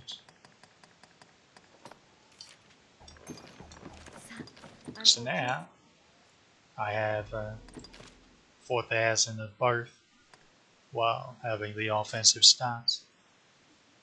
Again, this build kind of ends up a wee bit squishy when it comes to physical defense.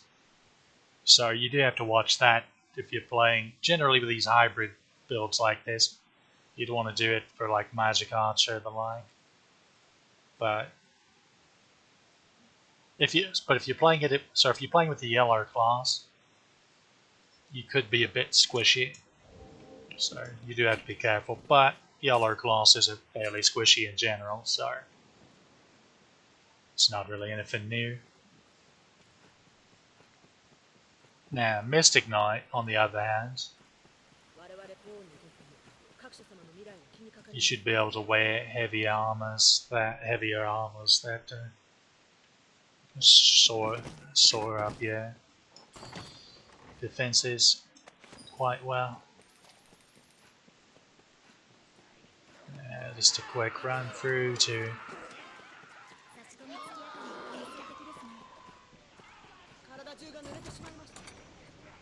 why did I do that? Wasted time. Oh, you're still alive. Missed you before, I guess.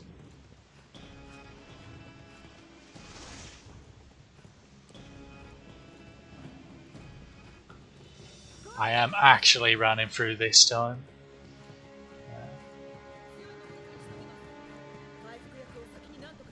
We fought all these. I've showed off all these enemies at this point, and we're max level, so it's not like we need experience.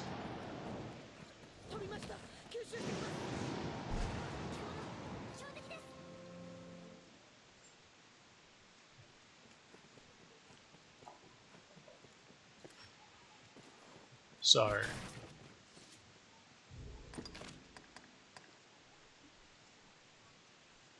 to complete this quest, we just need our metal golem will spawn in area 2. Last time we went through, we didn't get the spawn we needed, so that's a bit of a bummer, but hopefully this time it'll be kind to us. We can try to reset the spawn by entering and exiting the room a few times. We'll see if it works out for us.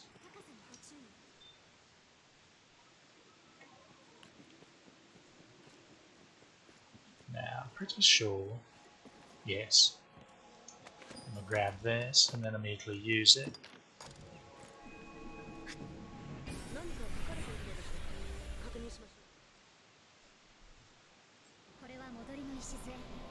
Alright, that should get out.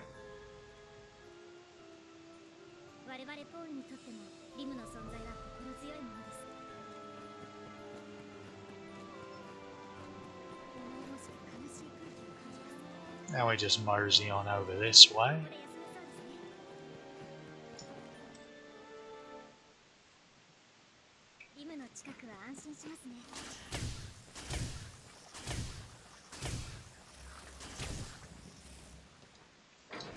Now I go killing things again for no reason.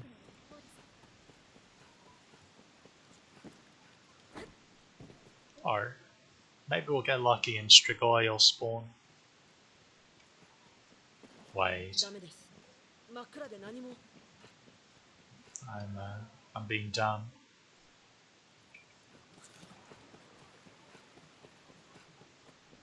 If we want a Strigoi, we need to actually go through the middle part of the dungeon just a bit.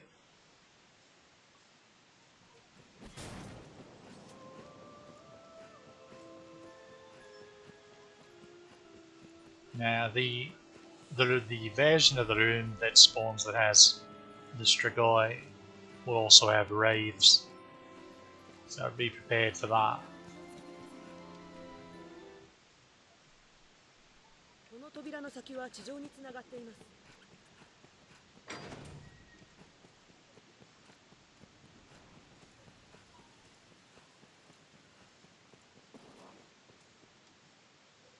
Now hopefully that's the room we get. Alright. So, oh dear. I will attempt to take out the wraiths.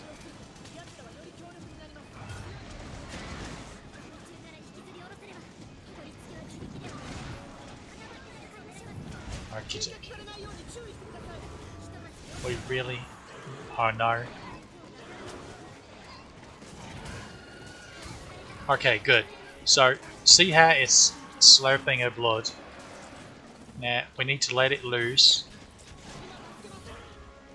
And then, as it's glowing, unfortunately, she killed it before. So, that was the grapple.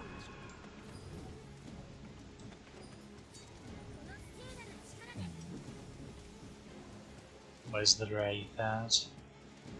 Oh.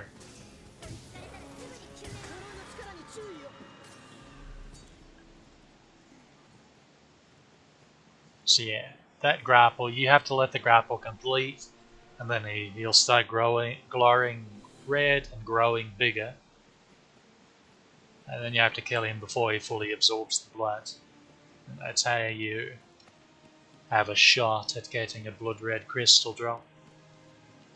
Otherwise, next time we get to Barrel, Kaljust, or someone we can pull out from inventory, I'll go ahead, because I should have some still.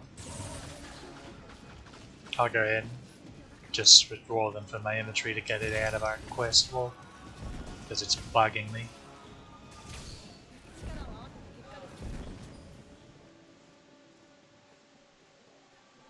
Completing the quest. Oh. Eliminate it. Definitely recommend taking this bugger out from distance. Otherwise it can get quite annoying. Now these leeches.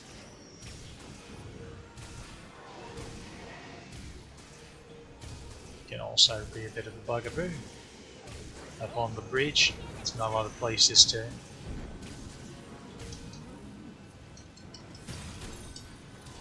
dodge the spells.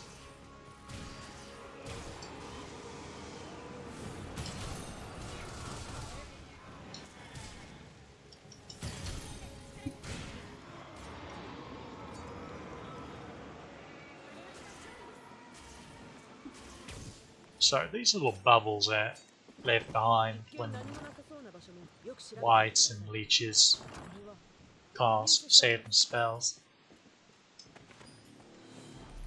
So be careful about running into them because they blow up and do quite a bit of damage. And unfortunately we have to go all the way down here. And hope that we got the metal golem spawn. And hope that my pawns will actually kill the bugger. More eliminators.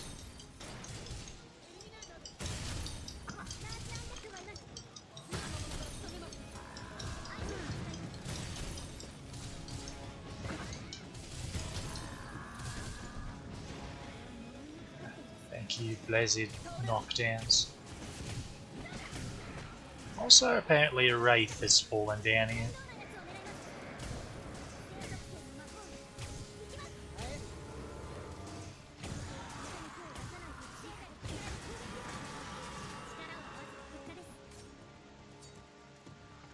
Well, that was easy.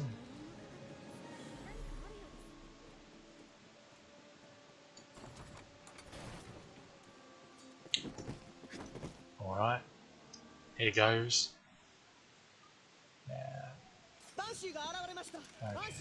Banshee.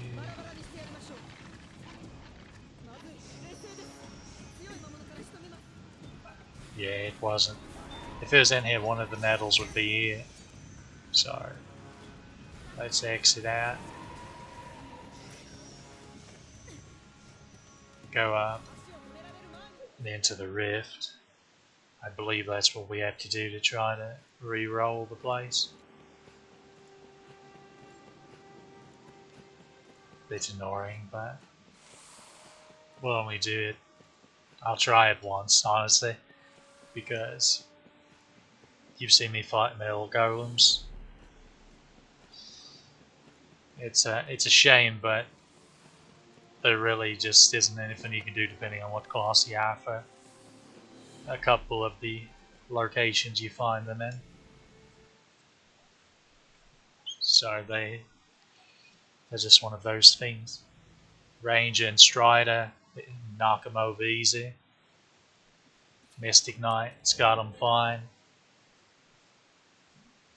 Sorcerer can actually deal with them, again by using a Maelstrom to slurp them all up where you want them to be.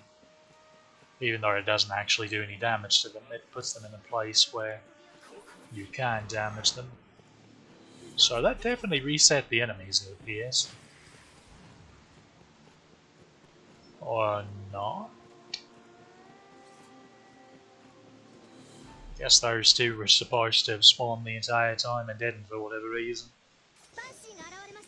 It didn't seems to have not worked. Oh well. That's fine.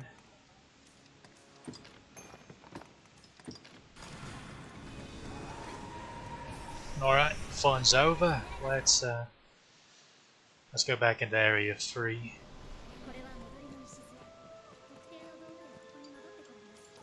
I'll go ahead and do this.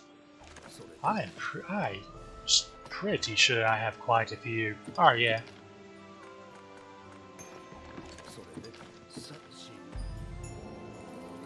I may go overboard about farming, if you've noticed.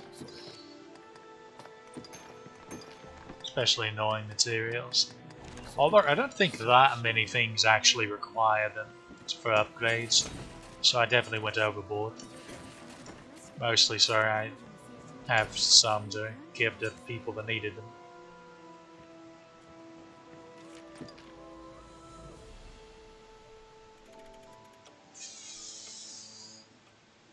But then it turned out no one else asked for any, so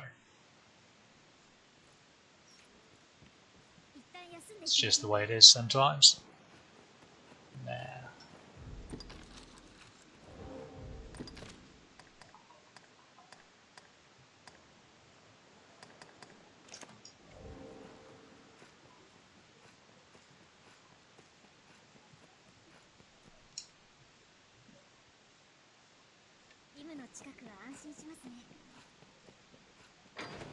Remember this place? We keep going in here and then having to go back. This time though, we're gonna try to go all the way through.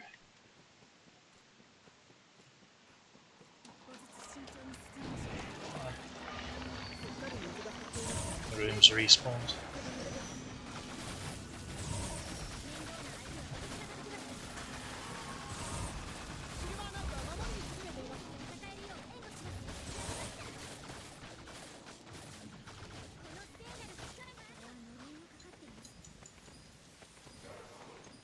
Interestingly enough, they can drop the lordly emblems, which skeleton lords also drop. Bit of a shame because you want them to drop their unique drops as opposed to something that you could theoretically already have. Come on, come on. Boy, they're taking their time, aren't they?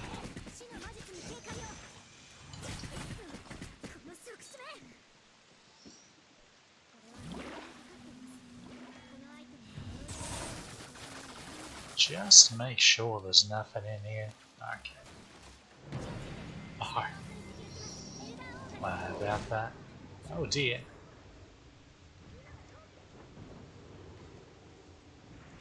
That wasn't very nice at all.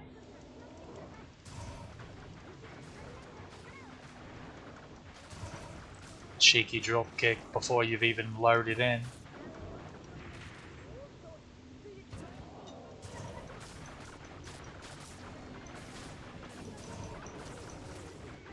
It's all over now. Or all over now, as it were. You know what? I'm not even gonna heal. I'm just gonna go on through. Yeah, the auto save for us. Alright, here's some nice gold and silver knight action. Mind that he's weak to ice, he's weak to fire. Another gold knight, weak to ice.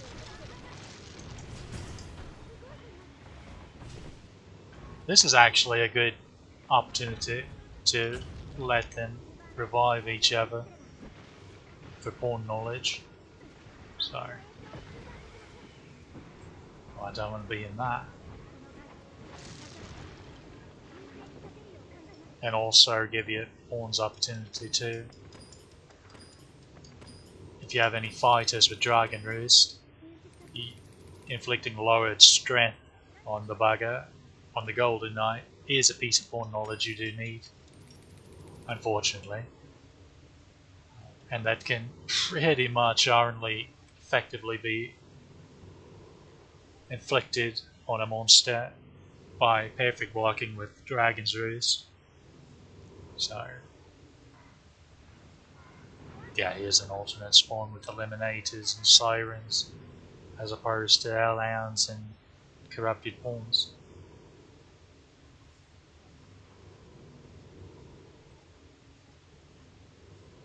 And now, unless there are more notice board quests here that I have completely slipped my mind, we should be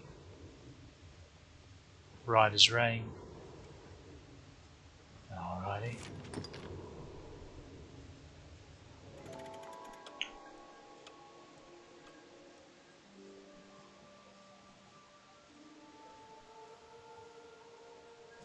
Wait till we get to the Forgotten City. It was nice and peaceful before. Now it's a bloody nightmare. There'll be two dire dragon cat in there. Typically the kind that really likes spamming spells while you're trying to navigate through the bloody city.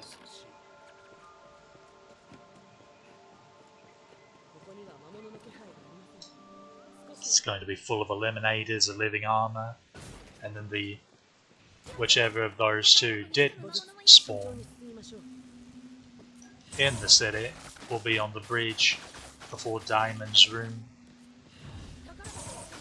Wait a minute. Yeah, I remember now.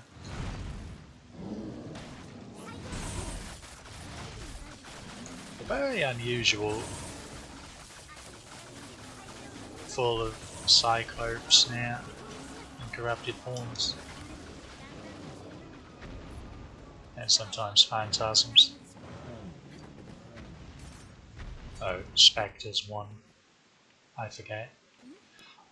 Also, Corrupted Pawns, always be on the lookout for Idol of the All-Mother to drop from them.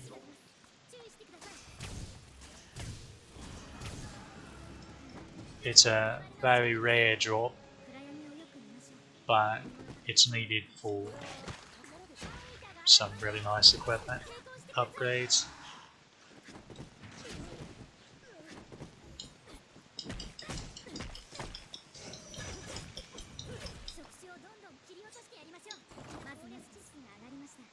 Level 2 weapon, Fiendish Essence. Fiendish Essence. I can't speak today. Can't do it. Although, let's be honest, I can't speak any day. Flask of oil, don't mind if I do. I uselessly slap on me lantern, even though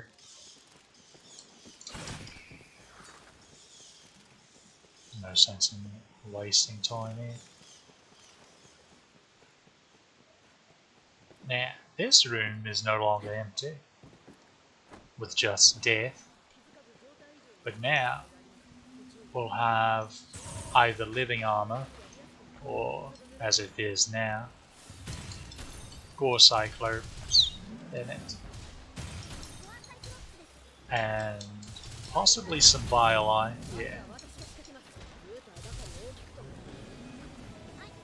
There should be another over here. There he is. Accidentally shot the wall.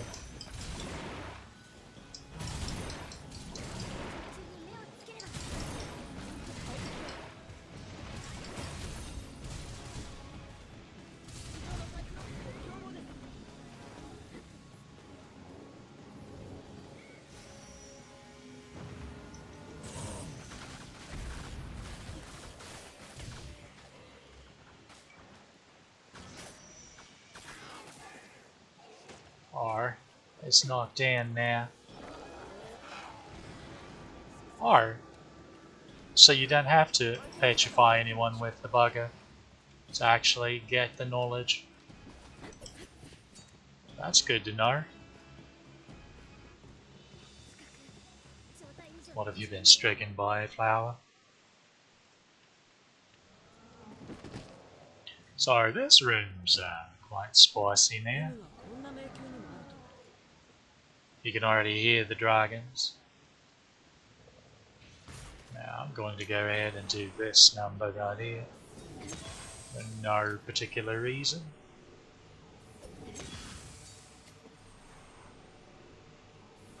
So if you'll remember the Chamber of Fate, well, we're back in there now. Or, yeah, there are two of them.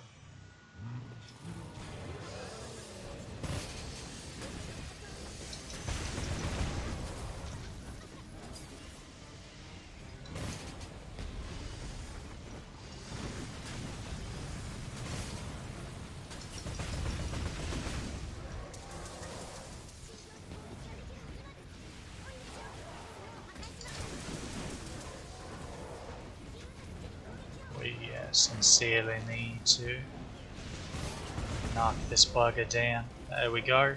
Now please don't break any arms.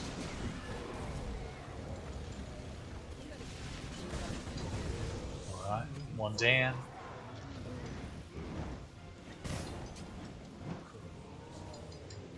I don't know how that went through and hit the wings, but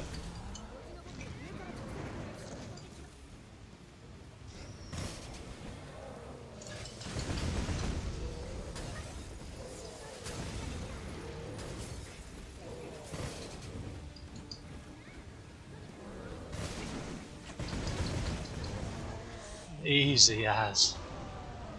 I hope that's our sorcerer that caused that.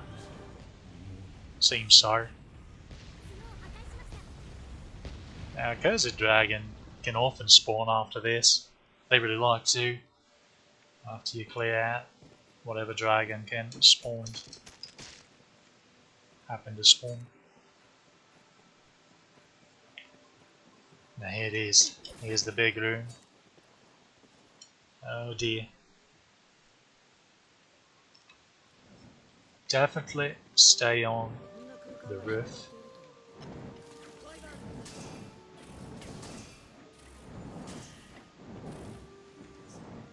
Yeah, that's the thing. If wyverns are bad to glitch out a bit. The actual buggers. Now look at him. They're a wyvern, but he wants to cast spells. Worm ain't walking through that door, mate.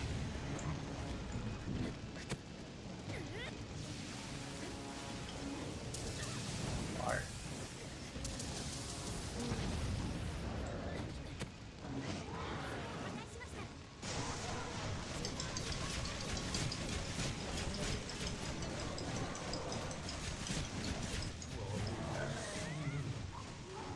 I'm gonna stay gripped on for reasons. Alright. Now luckily, these are just regular wyverns as opposed to thunder wyverns. I haven't the foggiest why they would be so kind to us in that regard. Or I should have. Yeah, that's a good line. Oh, bugger. Oh, double bugger. Wow. Come up, mad lad. Come down. Come down. Come on, be good lad. There we go. Alright, let's try this. One last time. I think we got him there. Yeah, that was just a hot roll. As opposed to a kill all your pawns roll. Alright, now that that's over with, what's in the city? Who's in the city? Eliminators. So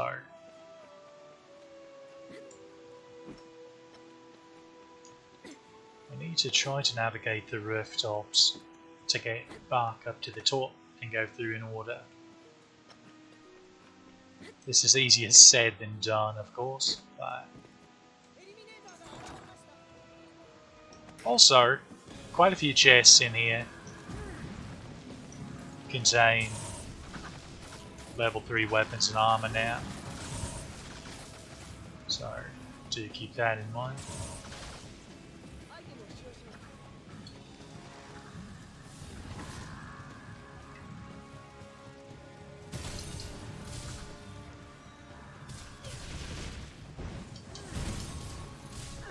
Boy, he didn't know what to do.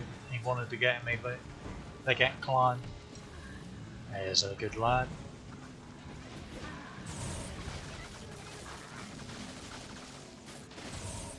Yeah, he doesn't do very well in these tight corridors. You mean you were careless? Oh dear. You girls have been taking a licking. Oh.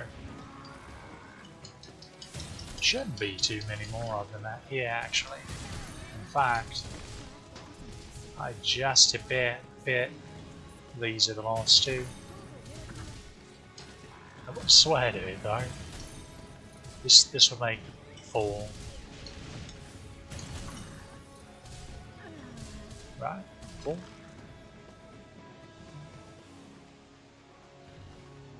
Can't remember if there's 4 or 5 in the city.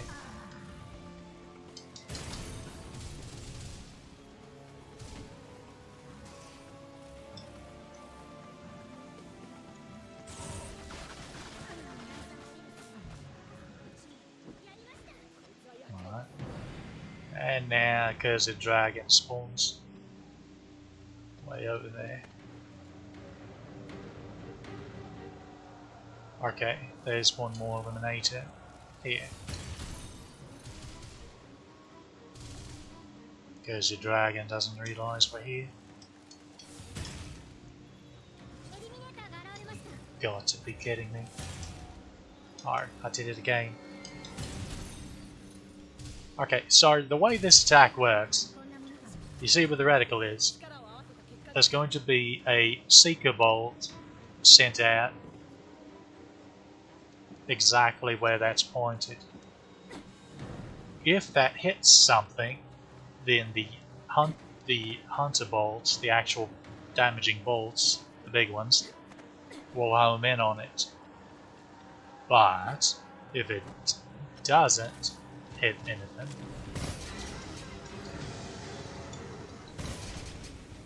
then they fizzle because they don't know where to go.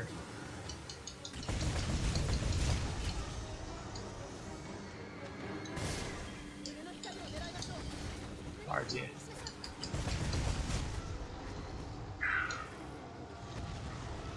Gotta be careful. The health's getting mighty low.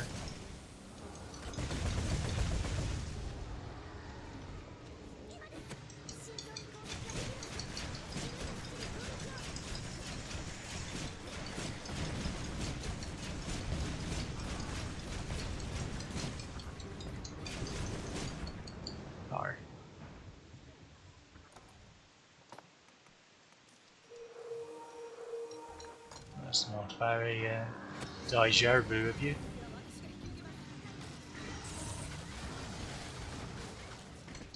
So apparently there's 7 of the buggers instead of 5. Which actually sounds right now that I think of it. Why, what you doing up there, mate?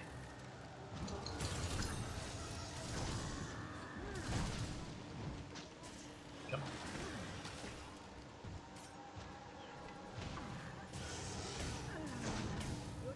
Boy, are you stuck? That's precious. You can fly. You know that, right? Ah, bugger. Alright. It's probably a good idea to stay down here at the moment.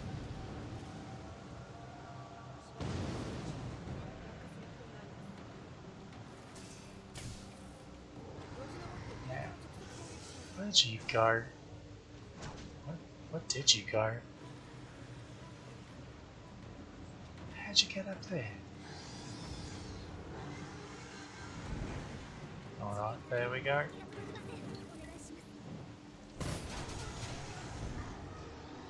Alright.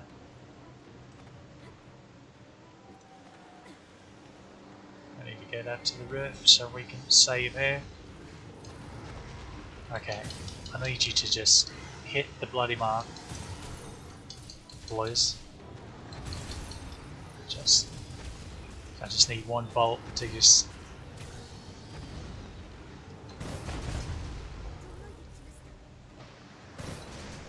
Whew. Easy as, never in doubt.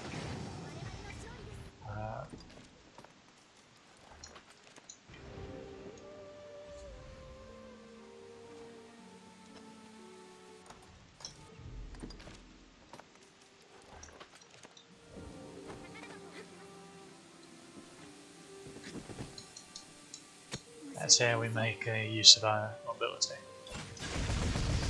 as a Magick Archer out there. Come on, come on. Alright, you're just gonna take it, huh? You're one of those M's, right? I feel like that's questionable hiring practice in your line of work. Personally, but who do I know?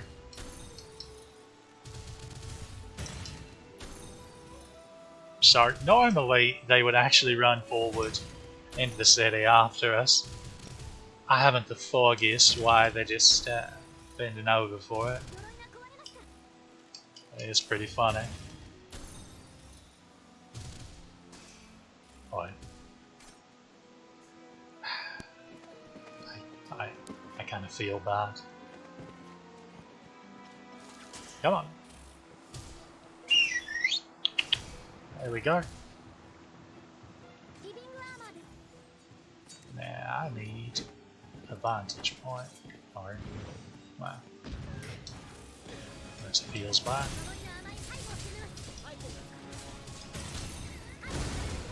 Alright, you're already dust, aren't you? Where'd the other one go? Alright, come on mate, what are you doing? The whole point is there's 3 of you.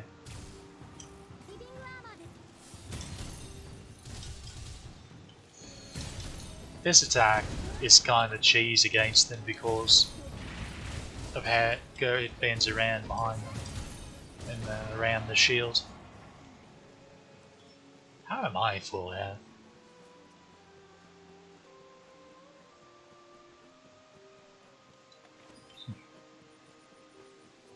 Alright.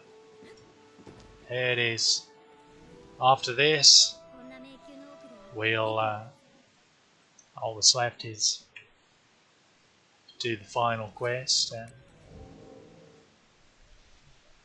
be on our way to a new game plus, where we will stop right after the dragon cutscene and then pick up Mystic Knight playthrough whenever I decide how I want to, or how long I want to wait before starting that, or if I want to figure out a different thing to stream in the meantime. Now, unfortunately, we got pre-buff here. Cutscenes cancel buffs, unfortunately. Or I actually have some of those on me. That's kind of funny. But no matter. Reminder, first thing you should do, or can do at least, run up here, Wakestone, Godly Analectic. I feel like there's another one up here too, but I swear to it. Also, if you're a sorcerer or a spellcaster, the line, if you can get up on these broken throne, this is generally a fairly safe spot from him. Generally, of course. It's not foolproof, but it's relatively safe.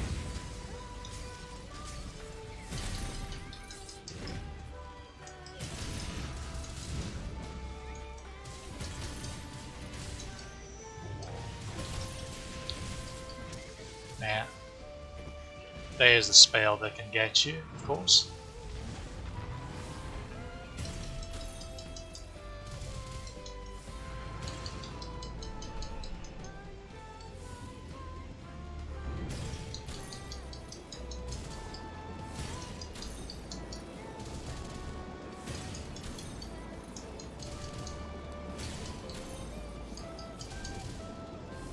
That should do it. Or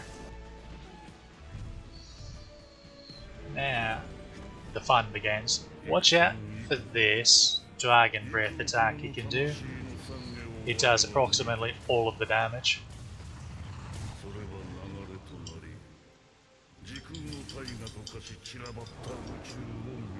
Watch out for these two. Those do quite the number on you. He casts spells super quick in this form.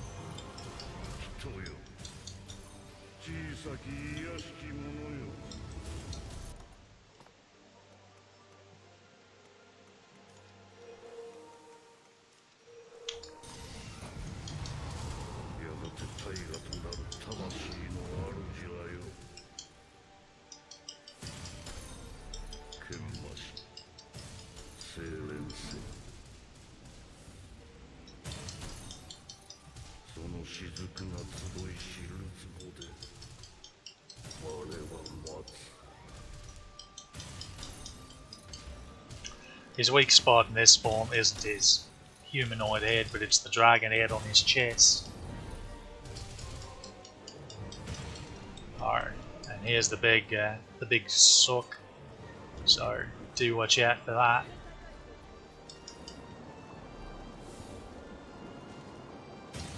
You do want to do your best to knock him over off of this, or do you? Do I really? Alright, there we go. So I have the stamina. I'll go ahead and drop these two, just so I don't have to. Alright, now he's going to be recuperating for a bit. Here's a little ball. Now if you can stagger him out of this, he will take approximately all of the damage.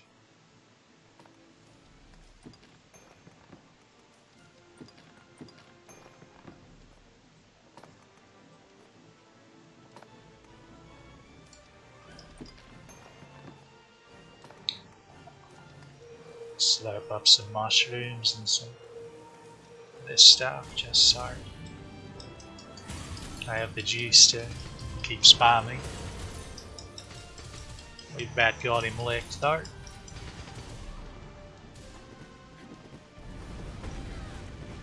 Do watch out for that. Seism can do a number.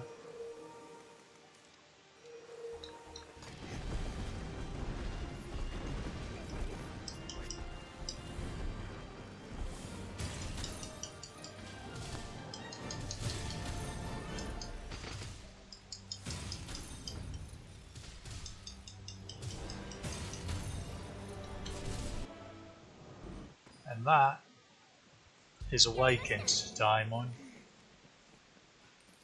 Make sure to pick up his loots, which are the same as his old loots. Quest reward was Hellfire Cape, which is what she's wearing. It and its weaker version, Blasphemous Cape, their cloaks, give, when they're fully upgraded, they give 100% possession resist. So, really nice to slap on pawns if you have no other way of getting that resistance up, because it can be a bit of a thing. You've got your pawns all decked out, and then they get possessed, and now you have to fight this supercharged pawn. Now here's a case where you want a God's Bane. You want to make sure you save before opening the chest, to make sure you get the level 3 weapons and armor. See, this should be an armor. And that will always contain a Moonbeam gem, and this will can be like a level 3 novelty or a gear. Typically you want it to be a gear.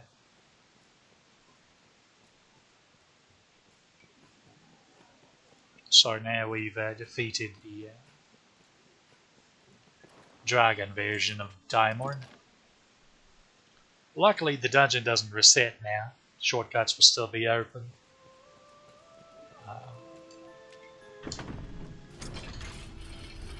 So you can just keep running through. Every time you go into that room, he will be respawned. You don't have to sleep or wait a few days or anything. You're good to go. You can actually go over here and there's a chest up here. But normally, unless you do some tricks involving Magick Archer and instant reset with Sunflare, not really a way to get over there very reliably.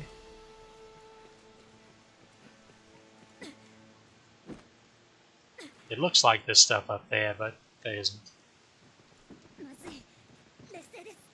Oh, she fell.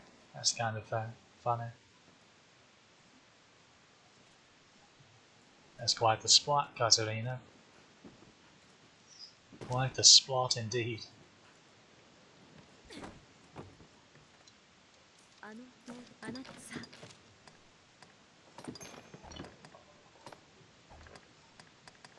don't need these.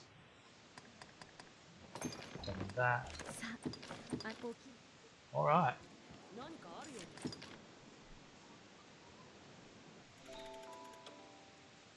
Now, I'm silly. I should have done something before I did this.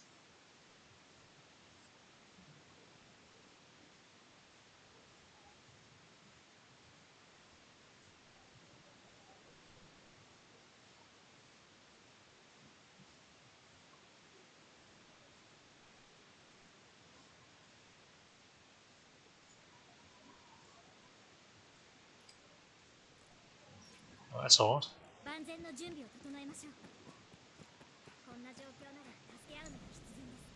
Let's try this now. So,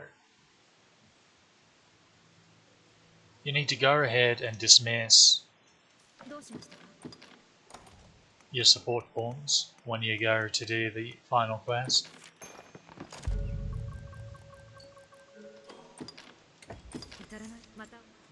Otherwise, it will accidentally do a body bag when you roll over to New Game Plus.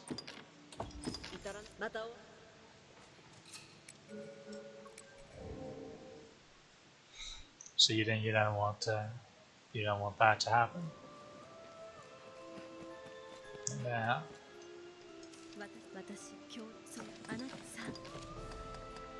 you grab wake stones.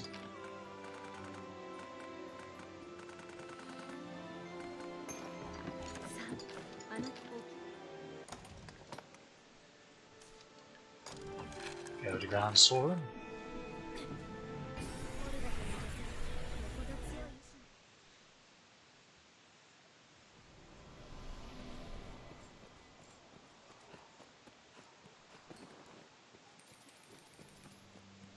Alright. Easy way to get to where you turn in the wake stone is just to go down here instead of trying to jump in and grab the very fair sledge. It comes up really quickly on you, and if your camera's bugging out like mine has been doing, it can be quite difficult indeed to find the place. So go over to Quince.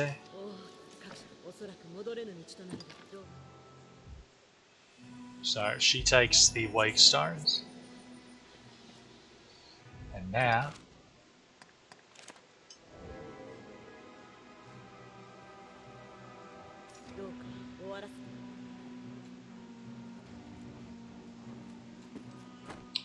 we dive into the great hereafter.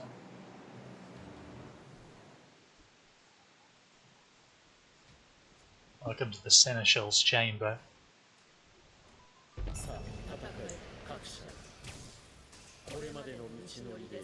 Now, even if you take his health down like this, or itself as it were,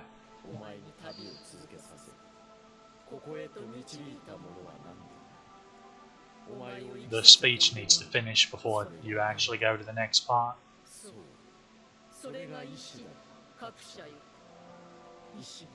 So this is essentially the god of this world. Keeps everything going. Do it once again. Basically, this entire hullabaloo about the dragon attacking and all that is all just a big test to find someone worthy of being the new god, the new seneschal. Because the seneschal keeps the world going, keeps the cycle going and all that, everything running smoothly, using nothing but their willpower. And eventually, as the years and millennia go by, they get a wee bit tired of it and just want to move on. So they send the dragon out to go scare him up a replacement. So people that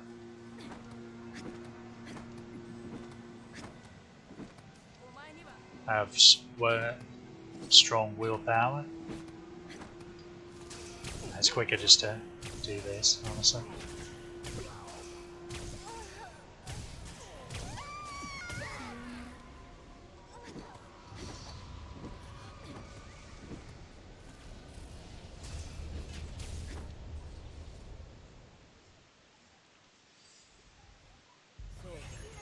And now you fight the seneschal.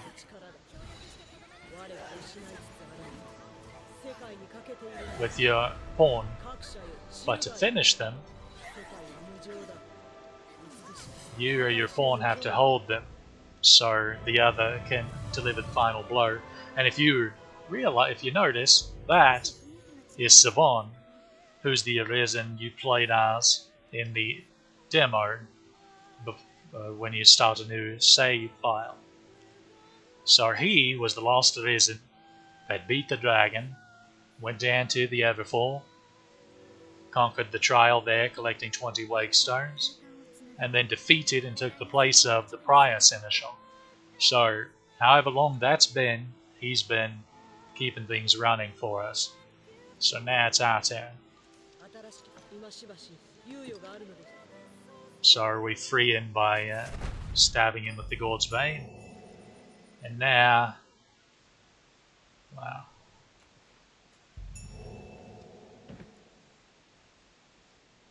Now we're the king, as it were. So you can play around a little bit here. You're sort of invisible and all that. You have all your stuff. No one can notice you and stuff. the world's back to normal, nice blue sky. But once you get tired of doing this,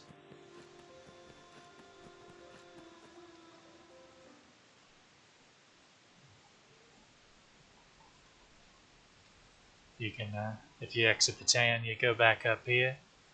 Now, so some people actually got confused here. They're like, wait, so how do I actually finish the game? Every time you sit down here, you'll go back to Kazadis or Grand Soren and be just invisible god form, just watching over everyone. But if you want to go on to New Game Plus, you get sick of being ghosty.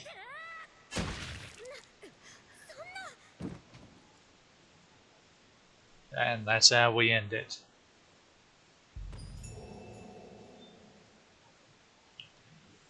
So the way the cycle works is the dragon comes, finds someone worthy, converts them into an arisen. They go fight through many trials to face the dragon.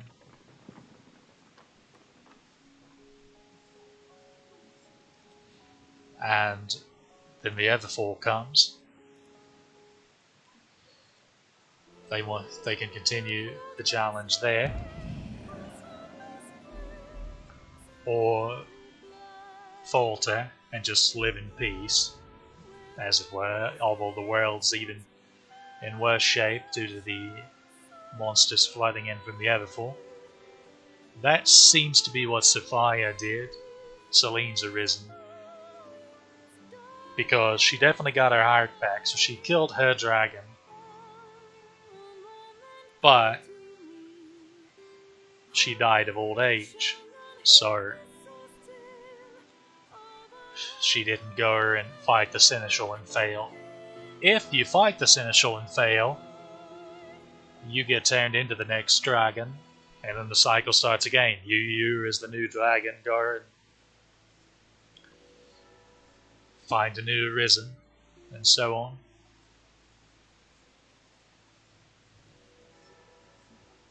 That's probably what the original Aura, the arisen Aura, what happened with her, since she was the dragon that the arisen Ash faced. So now, if we go to load game, new game using the save data,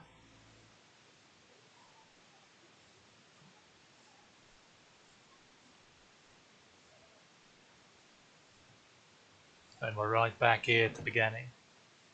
You have a chance to remake your character.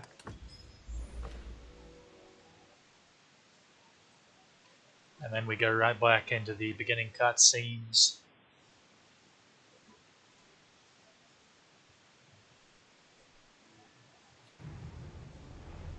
With the old dragon. So we're level 200 again, so he's definitely not going to be able to one-shot us with his breath, so we'll just run into the ocean to try to expedite this little scene.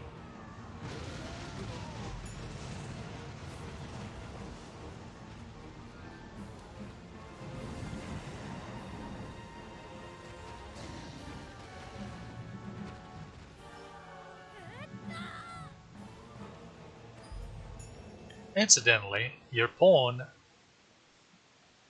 now inhabits your old... it's kind of similar to what happened with Celine, where she took on Sophia's, at least when Sophia was in her prime, her appearance.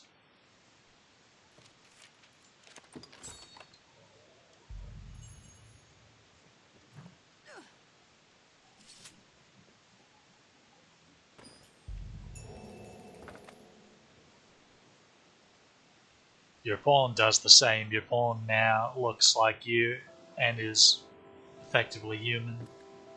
So they run off with whatever the game decides is your beloved for the post game to live together or whatever. Depending on who your beloved is, they notice that it's not you anymore or not. Or some of them notice it's not you, or at least something's different about you. To varying degrees. Celine, for example, knows exactly what's happened.